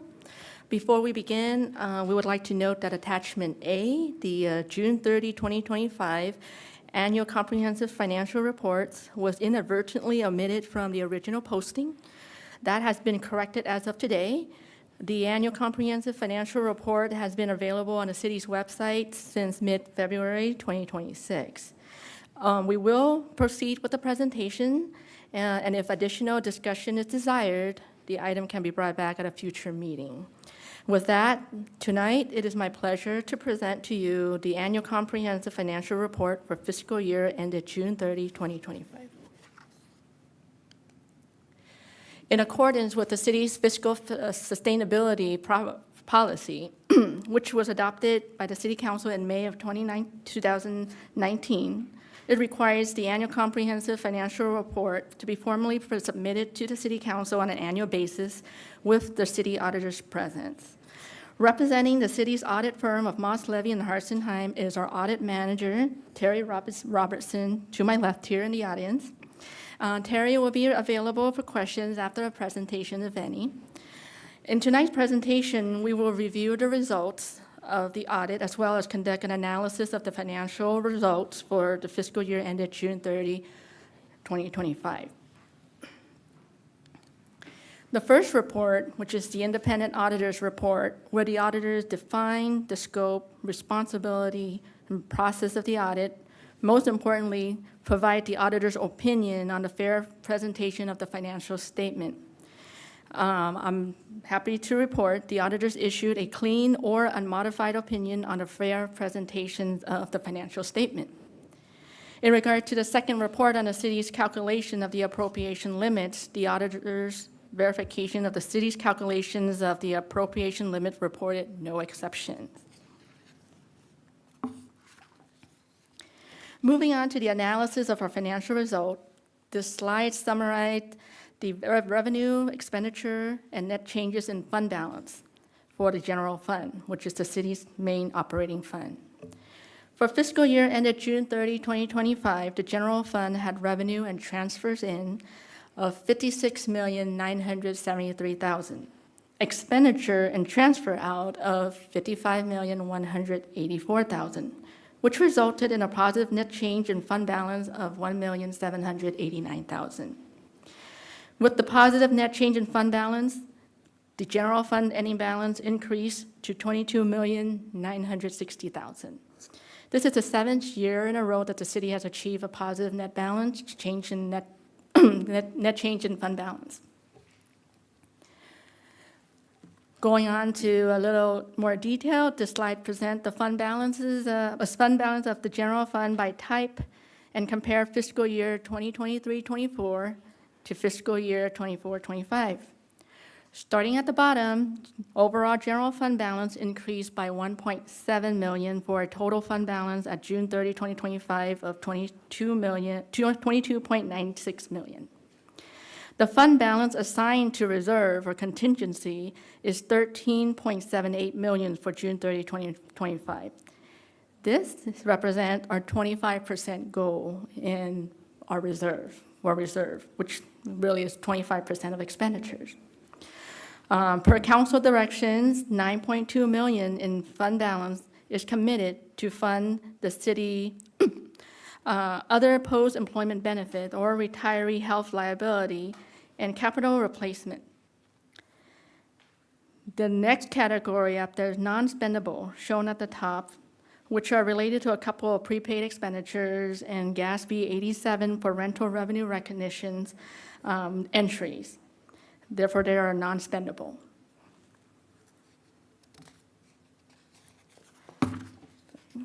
The slide presents a line chart of the general fund balance from fiscal year 2020, 2021 to 2024-25. As you can see from the line chart, there is consistent improvement in general fund balance, which resulted in the city meeting our reserve goal since 21-22, and actually also meeting an increased reserve goal to 25% in fiscal year 22-23 to date. Going into general fund revenue, this slide provides the revenue by major categories and compare the current year versus the prior year amount. Overall, the revenue increased by $1.8 million from prior year. Tax category has the highest increase of close to $1.3 million. Some of the category to the right is due to property tax in lieu of vehicle license fee, transient occupancy taxes, and utility users tax are the categories that shows an increase in the year. In the governmental, although it's showing a negative $69,000, there was actually an increase in federal and state reimbursement, such as from fire responses. There are other like host reimbursement, which is our homeless outreach service team program. There are increases, but they're showing a negative because fiscal year 24-25 is an off year. There were no Prop A exchange. That's why you're seeing a negative. Next category, charges for services, has an increase of $362,000. Some of the line item include increase in plan checking, fire services, and ambulance fee collection. For fines and forfeiture, we have an increase of 86,000, mainly for an increase in parking fine revenue. The category of license and permit has a negative 212,000. Overall, building, plumbing, electrical permit decrease in fiscal year 22-24 in amount. Investment income has an increase of 147,000 due to basically this is an increase in investment earning. In the other category, we have a negative 848,000. We got, comparing to prior year, the reason is because we got lower workers' comp reimbursements revenue. That's a good thing. Prior year, there were also some recognition of safekeeping revenue and sales of city property that happened in the prior year. And there was not as much, I mean, we obviously did not have the big sales of property and a large safekeeping revenue recognition in the current year. Therefore, we have a negative 800-something thousand there. Transfer in have an increase of 1,065,000. This is transfer in from the city retirement fund. That's a dollar-for-dollar reimbursement back to the general fund for retirement expenditure. Moving on to expenditure by department, and it compares the current year versus the prior year again. Overall, the general fund expenditures were higher by 5.45 million. The primary drivers of the increase across all departments were due to increase in personnel costs, retirement costs, and some contractual costs. Going down to capital outlay, we have an increase in 229,000. These are for projects which include, it's showing there as Delmar Underground project. We have a PD modular trailer project, and also fire equipment purchases. And also on top of that, we have other smaller projects too, such as the PD community services roof repair, common class study that also falls within that category. Moving on to debt service category. This is showing, the amount there is basically showing just for our fire Motorola radio lease purchase payment that we got into, as well as SABITAS, which stand for Subscription-Based Information Technology Arrangement Entry. That's our GASB requirement. Transfer out from the general fund increased by approximately 1.4 million. 133,447 are to Mission Playhouse, and 1,585,000 to capital and special project fund, which is a fund now we use for one-time capital replacement and or multiple year project expenditure funded by the general fund. So these are projects that has been approved and have been appropriated in fiscal year 24-25 that has not been completed by year end. So therefore, we are transferring it to another fund just to make it clear or to show what's available in the general fund.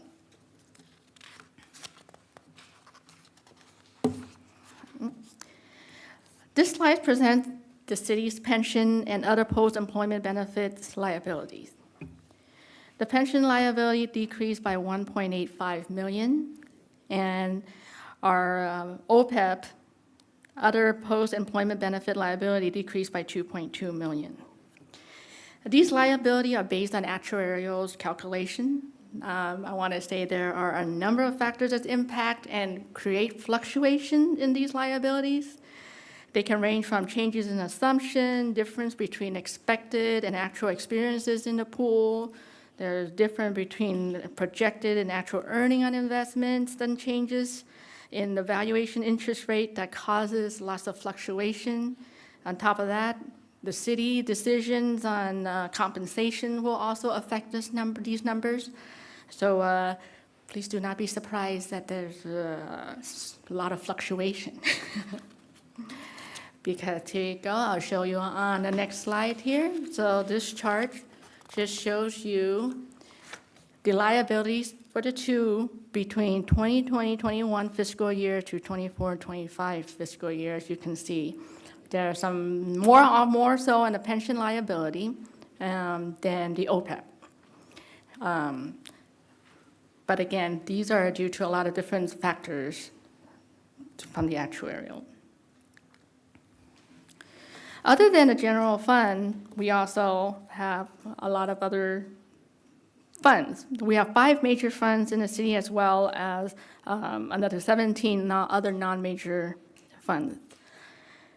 So going from the top quickly down, retirement tax fund, you can see the revenue in green and an expenditure, which net out to a negative $294,000 in retirement fund, leaving a fund balance of $747,000 in our retirement fund.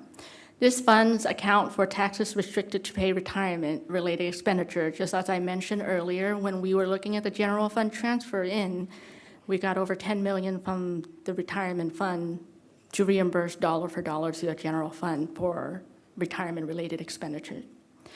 Development Impact Fees Fund got a net increase of $1.178,000, leaving a fund balance of $17,267,000. And these funds account for fees on development restricted to pay for city facility. Our next fund, major fund, is Sewer Assessments Fund. It's got an increase of $974,000, ending with a $7.8 million in fund balance. And this fund accounts for fee restricted for repair and replacement of the city's sewer system. Measure R got a decrease of $323,000 with a fund balance of $447,000. And this fund is for the city's share of the half-cent sales tax approved by the voters of Los Angeles County in 2008. And this fund is mainly used for street projects. Other grants. So other grants account for, these funds account for state and federal grants that we receive, multiple. We got a decrease overall $1.5 million, leaving a fund balance of a negative $73,000. And I just want to say, even though it's negative, there are grants that we sometimes do get payment upfront, and then there are those that are reimbursable in nature. So we have a lot more that is deferred revenue. It's not showing here because we're just showing the revenues and actual revenue and expenditure within these funds. Those are the major funds. Then comes to our non-major governmental fund. We have an additional 17 special revenue funds to account for carrying out specific activities for each fund. And in total, there's an increase of $1.98 million, leaving an aggregate $8.9 million of fund balance at June 30, 2025. Of those non-major, we pulled out the Mission Playhouse just because we believe that you're interested in this number. For the Mission Playhouse, as you can see there, the revenue for fiscal year 24-25 is $961,000, and total expenditure is $1.4 million. With a net decrease of $430,000 and a fund balance of $37,000 at June 30, 2025.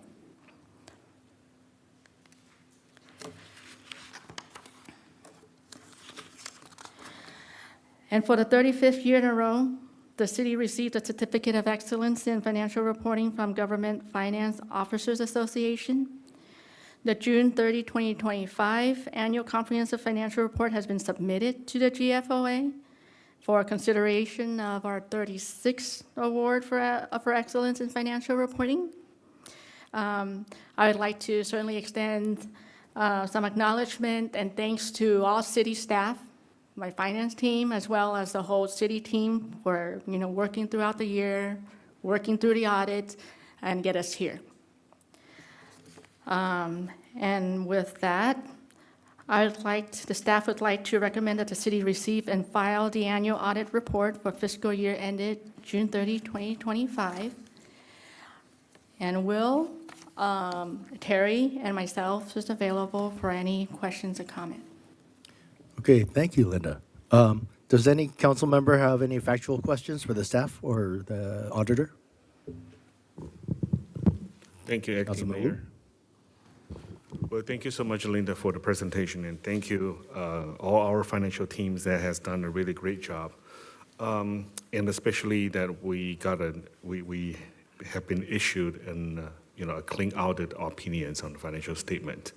So my couple question is about the CalPERS. So our funds, which is the Public Employees Retirement Funds, that earning, because I do see the numbers is really it's a dropping, which is good sign. So we are earning the net, according to the report that you have here, that the net earning of return is 11.6%. So compared with their original expected net rate of return was only 6.8. So that by, our pension decreased by how much? It's like Our pension decreased by 1.8 million. 1.8 million, and OPEC decreased by 2.2 million. So, but our city still have unfunded pension liabilities like 86.8 million. What is a long-term strategy that we can further reduce the liability? And also, what is the right percentage for the current debt that we have?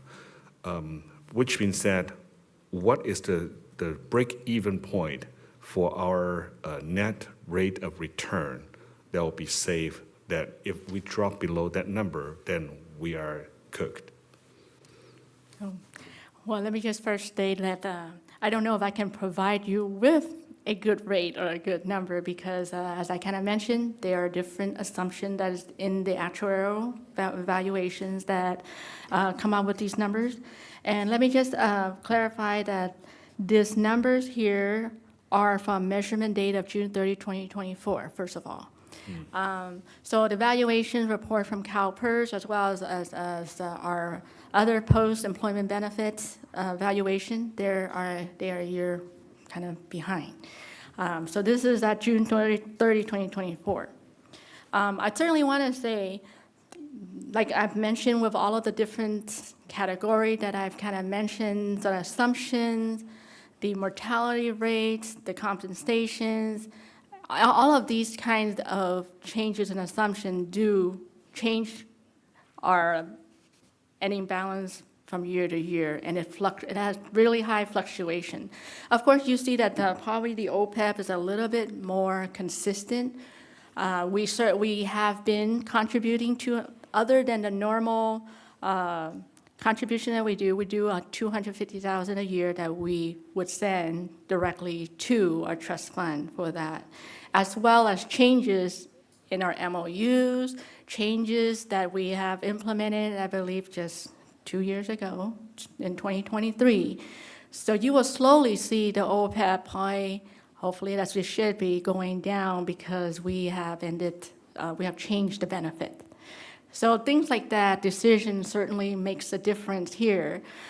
Pension, as you see, is a little bit more up and down, simply because it's not just based on city's decision.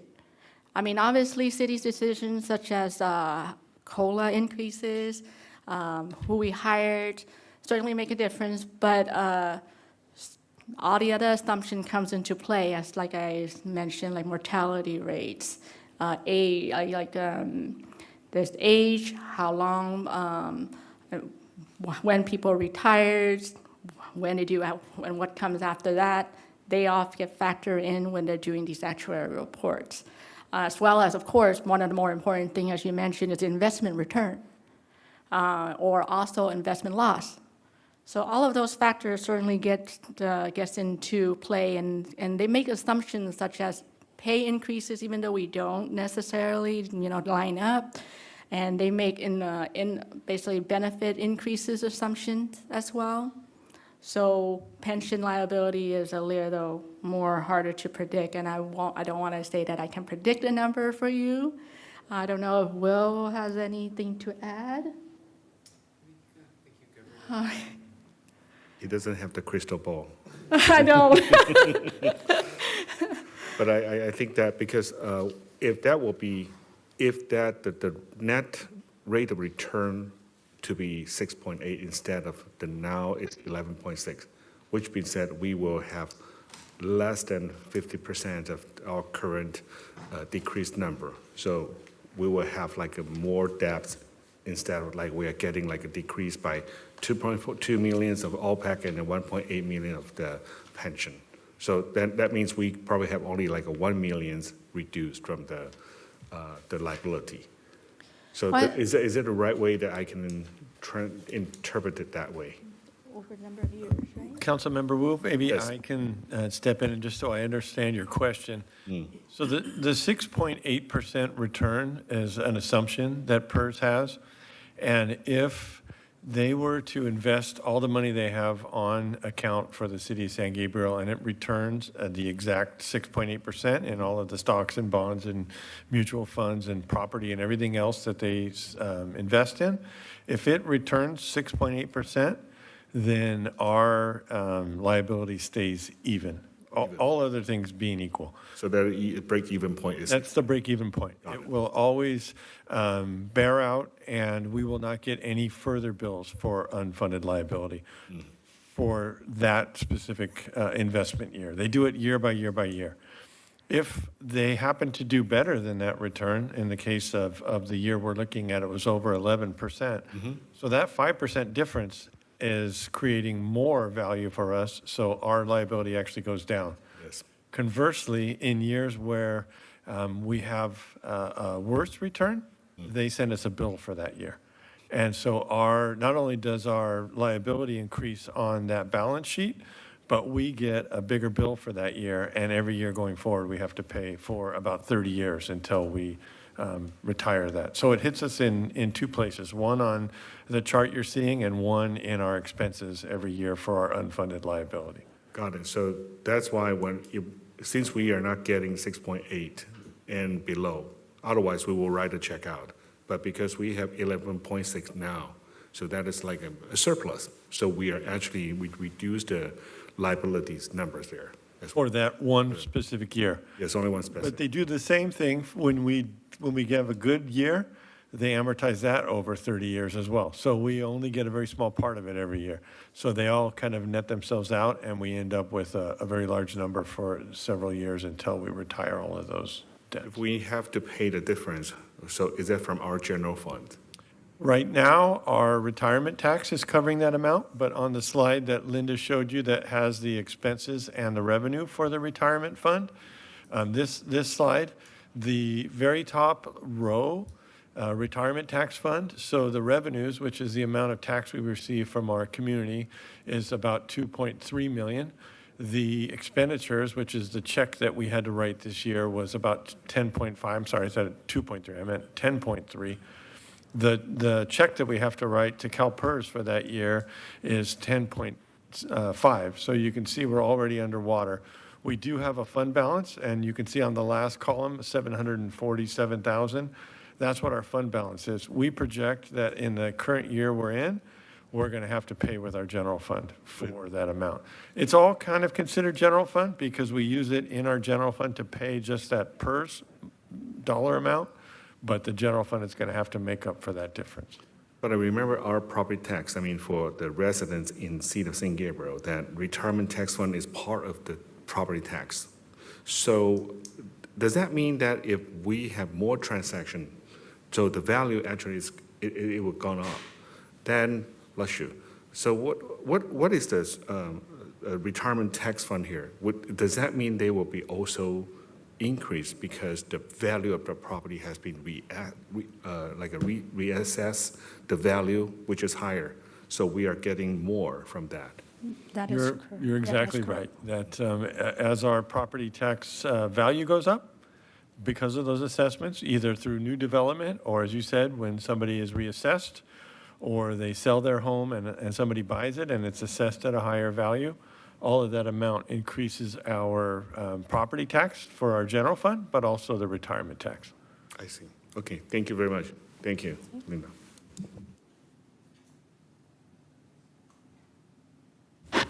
Vice Mayor. So just trying to understand how all of this works. I don't think I could figure it out in Okay, no a problem. year. We're here. But it's a lot of numbers, and it just makes me understand how complex the city is, and kudos to you and your team for putting and crunching all these together for us. I want to understand, help me find grant money that maybe it's not a line item. I see other grants, but where is the grant money that we're securing through California Consulting? Is that projected here? Okay. So California Consulting is our vendor, our consultant to try to find and locate grants as they become available.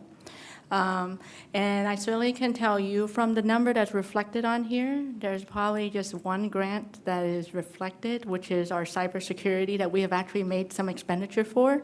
It's a small amount of like approximately 30-something thousand. This other grant fund will account for a number of grants that we receive, for example, Homeland Security, assistance to the firefighter grants. We have some CAL grants, CAL Recycle grant, like the beverage container grants that we would also put in this other grant fund. But if you're specifically asking for grants that kind of be a result of a consulting firm, it is, like I mentioned, just the one that we have actually made some use on. There are definitely grants that we've been awarded, but we are still working on and have not made expenditure for it. And yes, they will be reflected in this fund when that happens. Interesting. So right now, my understanding is that with California Consulting, we're using them. Is it like a part-time, or can you help me understand how we've hired them? They're not like a full-time employee. It's just a consultant company. Is that correct? I mean, they certainly have monthly meeting with city representatives from the different departments. And this department, after they're selected, have certainly communicate what each department needs are.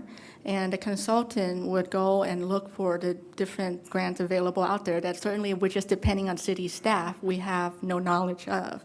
So they're there to help facilitate, to understand the city needs and go out there and look for grants. And they provide the city with information and say, you know, we need this information. If you would like or interested in a grant, provide some information, provide the information that's required, actually, I should say that. They will kind of help us through and work with us to, let's just say, for example, a certain grant would need matching fund. They will communicate with the city staff and say, now we need to put together something to be able to put in the application and apply. So they certainly help the city through steps until we get our awards, and which I'm happy to say we did receive a few awards already, but as I mentioned, it's just because it takes time to certainly either procure, find the right vendors to be using the expenditure, because as we all know, grants is very restrictive. So in fiscal year 24-25, we have one grant that actually made some expenditures. And there's more coming in 25-26. Interesting. Thank you. The last question, so with this consultant company, would you say that we're definitely seeing, is there a way to assess them? Are we seeing the return in the investment with them? I want to say certainly with their services, we have located grants that we never know, or we probably would never know if they weren't around to help us to kind of look for it. So I'm going to say in the long run, it probably is, because our grant figures, what's been awarded, has been of a decent amount, and it will be definitely helpful to the department once we use it. Thank you.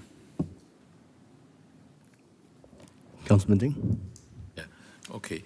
So for the general fund, change of the fund balance, that page. Okay, I saw the, like, Change in the, fund. Pat, Yep. one more One page. more? One more page, no. General fund, it was for general fund? The fund general fund and the one, actually, this chart. One more. One more. That one? Yeah. Oh, this chart, yeah, okay. This chart, okay, it's, we adopt the budget 2024-25, should be like, have surplus, it's 574, right? Final the budget, we proved it's will be deficit 2,164. But actually, so we have the surplus 1.789. Correct. So that's great. That's good. So, but how can we have the, looks like, because previous the budget, it's expecting it's like 2 million something, the loss. But right now it's opposite almost. So that's meaning almost 1.7 million. Oh, it's $3.7 million increase. Yeah. So what's the happen to help us to understand it? Yeah. So certainly, let's go with the columns. So 24-25 adopted budget. Let's just say that is in June of 2024. The council adopted the budget that with calculation of estimated revenue and expenditure, we will end up with a surplus of 574,000. That is our estimate basically starting out the year July 1st. Throughout the fiscal year, staff reports from council agenda, council has approved and basically approved more projects that have increased expenditure. And also at the same time, if there were revenue stream that actually comes with those changes, the council have to adopt a resolution to increase our budget. So for revenue, between the original adopted budget and the final budget, there was some increase as well as expenditure. So with the expenditure, when we increase it, as you can see, from 54 million in expenditure to 57, that's because we're assuming everything that was adopted, of course, plus everything that you have added throughout the year, assuming 100% expended. Let's just say that. Because we're assuming 100% revenue of everything we've estimated and assume 100% use of expenditure. If that was the case, we would be in a negative 2.2 million. But that kind of like the same as an assumption, the difference between assumption, estimate versus actual. So in actual, at the end of the fiscal year, after we close the book, to June 30, 2025, the actual is what you're seeing in the third column there of revenue, which exceeded our budgeted amount. And expenditure, we got savings. So we expended 96% of our estimated budget. So therefore, there you see the difference in estimated net change versus actual net change. Thank you. Explanation. Thank the financial department and Mark the leadership too. And actually, so when I think 6 years ago, I get on board. It's really like a consideration. I know right now your explanation, I understand it. We try to do the like conservative for the tax, the revenue, and also try maximize the estimate for the expenditure. So that's this kind of philosophy will be help to finally can get the like. If possible, it's even you estimate deficit, but probably it's I'm really happy to see that it's still continue to have a surplus. Thank you. Good job. I would ask the city council to hold on to that good feeling for 2 weeks because we're going to do our mid-year at the next council meeting. Okay. We are a little bit less conservative next year because of, or for the current fiscal year, because of the increases that we gave to our employees. So I hope you have the same good feeling in 2 weeks when the numbers are a little bit upside down. Give me the surprise, right? Right. Okay. When we talked about the debits and the credits, and when we get some credit sometimes, this will be the credit, and next week will be the debit. Okay. All right. Thank you, Mark. Explanation. Thank you. Thank you. All right. Thank you, Linda. Great job always, and Will and your team and the auditor. Just a quick, easy question, I guess, a reminder question for me. I was reminded when Councilman Herrera Avila was asking about the grants and our relationship with California Consulting.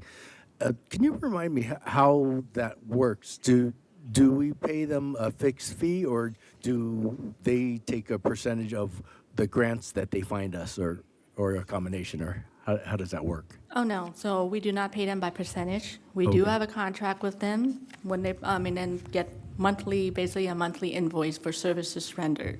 Okay. So I believe we have about 50-something thousand Okay. budgeted for California consulting. Okay, So so- that's to the extent of what they can charge us for the fiscal year. I And see. then any grant that they can help us get the award, as I mentioned earlier, certainly that's higher Right. and good and better for the city. So I think overall, we still get a good value for what we pay Correct, for them. yes. Okay, thank you. That's all I have for now. Let's see.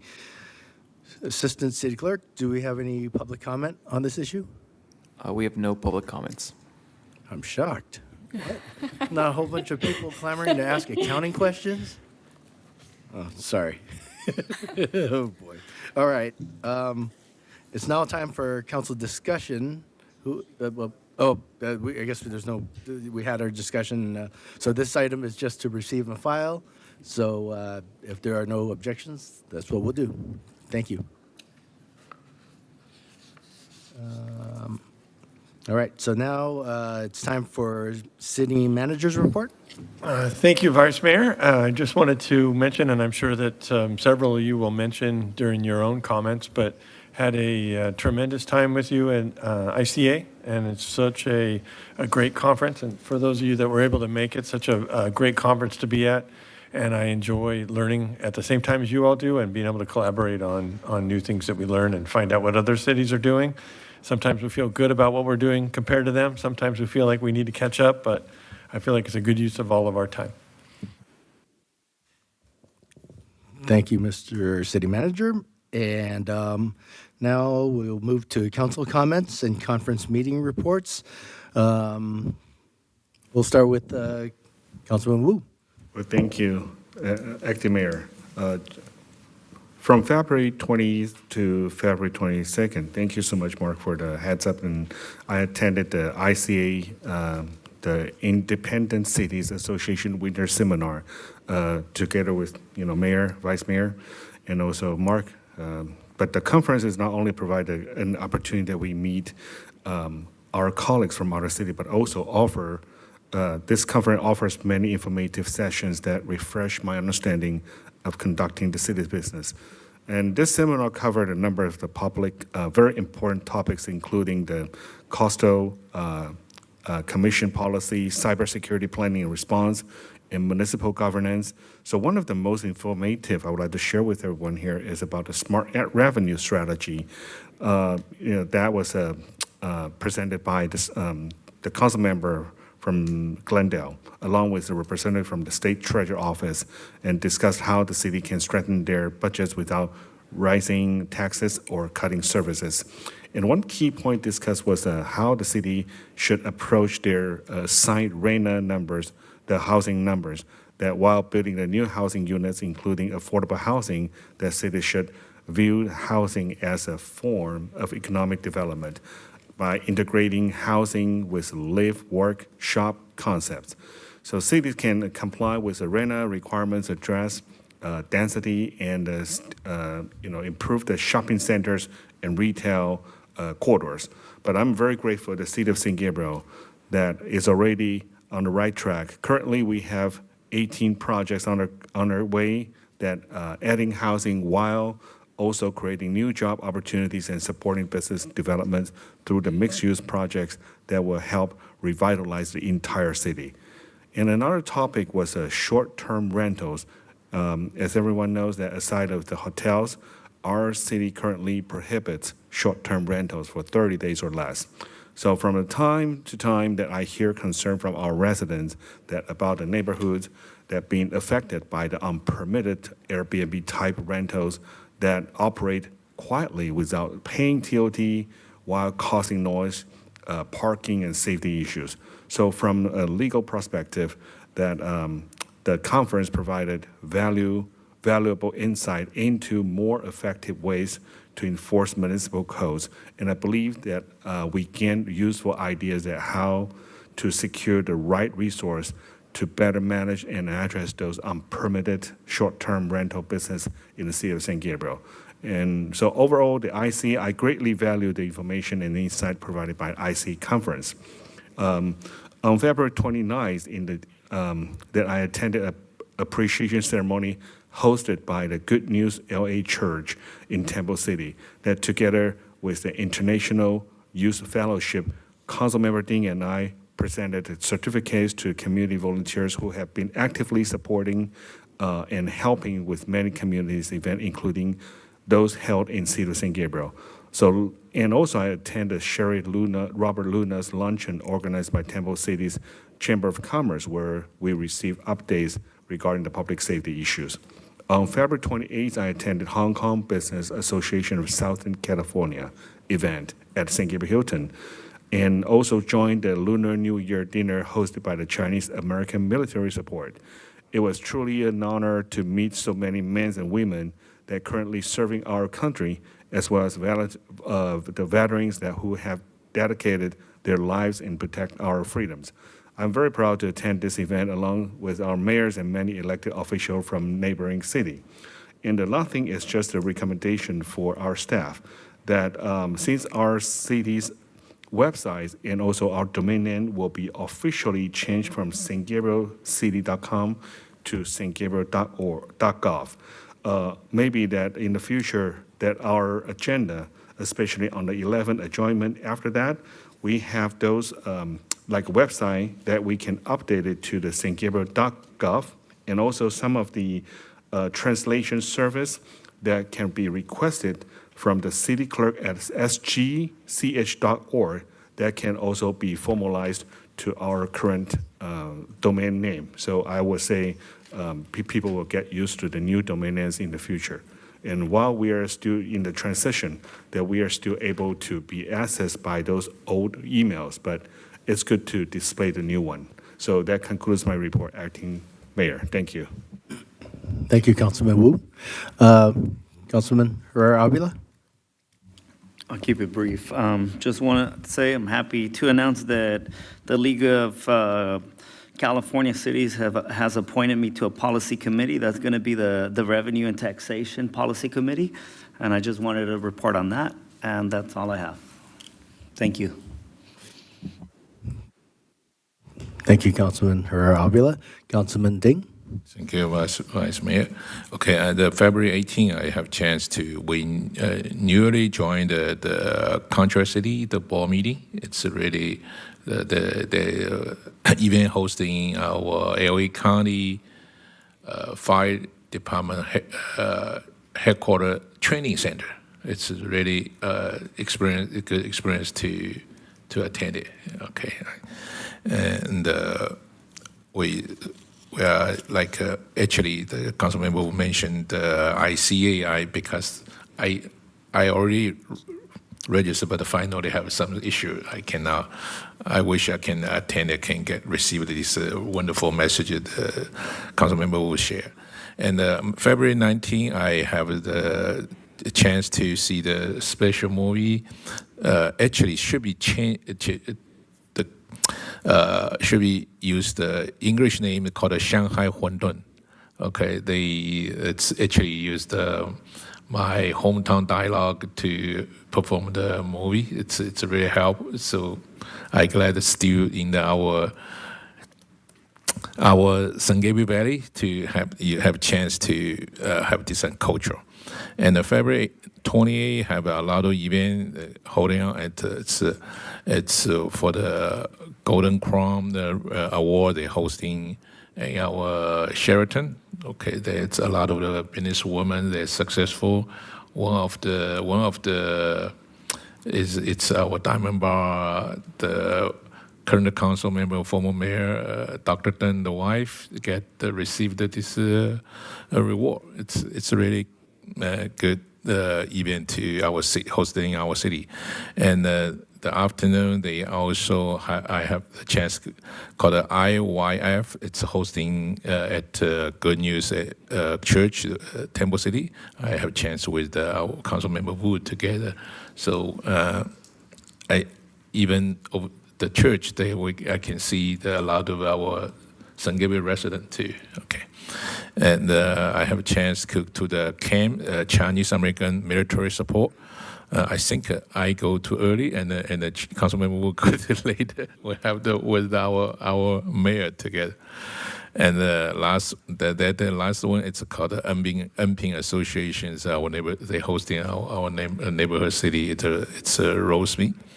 And the March 1st, I have chance to visit. Have a chance to join the Consul General from the Vietnam.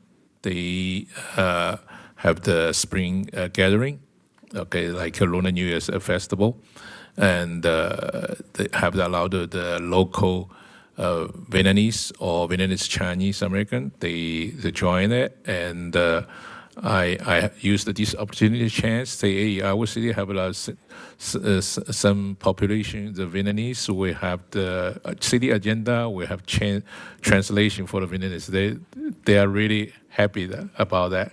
Okay, so that's reflect our city culture. And today's morning I go to far away. It's Corona to join some business relocation called Thunder. They distribute a lot of our. Actually, it's most of our daily life. The food or like merchandise it's through their warehouse.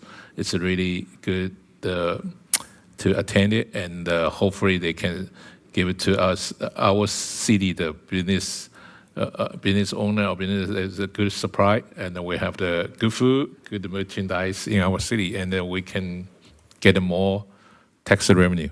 Okay, that's all. Thank you. Thank you, Thank you, Councilman Ding. As Madam Mayor Menchaca had to leave early today, I will do a brief report on her behalf. She also attended the Independent Cities Association conference with a few of us, and she attended all the classes, and I'm sure she got a lot out of them. Then switching to my report on the same topic. Yeah, there were quite a few interesting discussions and topics. I think my colleague, Councilman Wu, already mentioned most of them, but yeah, a few that really impressed me were using drone technology, and there was a couple of, I guess, demonstrations, and it's amazing what modern technology can do. And so those kind of things are helping cities improve safety and those kind of issues. Also, using social media to help cities communicate better. You know, I think our city does a great job, but, you know, as technology just, again, like I said, technology just gets faster and faster, and, you know, it's harder to keep up. But, you know, that there are a lot of opportunities to help cities communicate and use technology well. There is an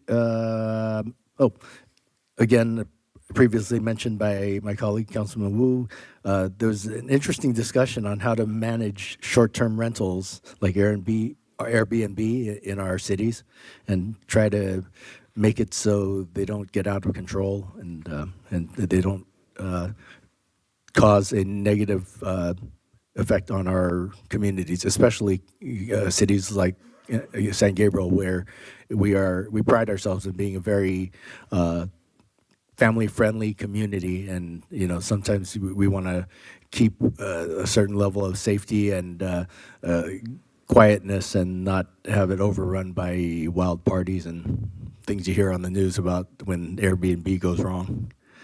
So on the 24th, I attended a business networking meeting, mixer at Luna's just next door.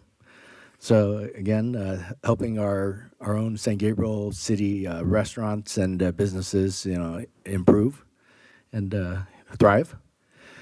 On the 27th, I attended USC Arcadia Keck Hospital charity fundraiser, and it was an event hosted and honoring Dr. Shirley Chi. And it was a very nice event, and they do some great work. On the 28th, I attended Alhambra's Lunar New Year celebration, along with Madam Mayor, who couldn't be here at the moment, but yes, she presented the certificate of congratulations on our city's behalf, and it was a very nice event. Also on that same day, I was with St. Gabriel's own Pastor Eric Chen, not me, Pastor Eric Chen. We get confused with each other all the time. And he actually happens to, besides being a pastor, he actually happens to be a Gabrielino high school speech and debate coach.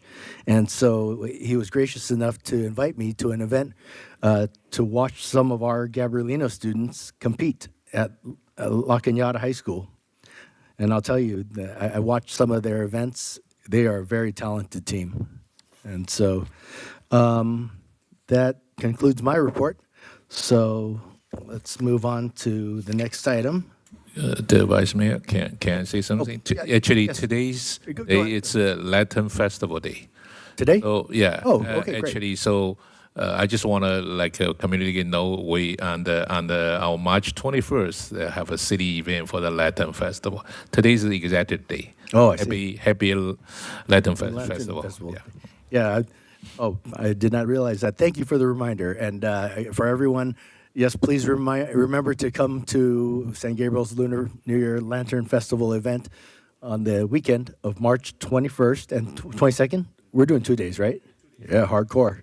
2 days. Yeah. So yeah, you've got a little bit of warning and notice. So please put it on your calendar for March 21st and 22nd. And if that's all with the conference meeting reports, then we see that we have no closed session this evening.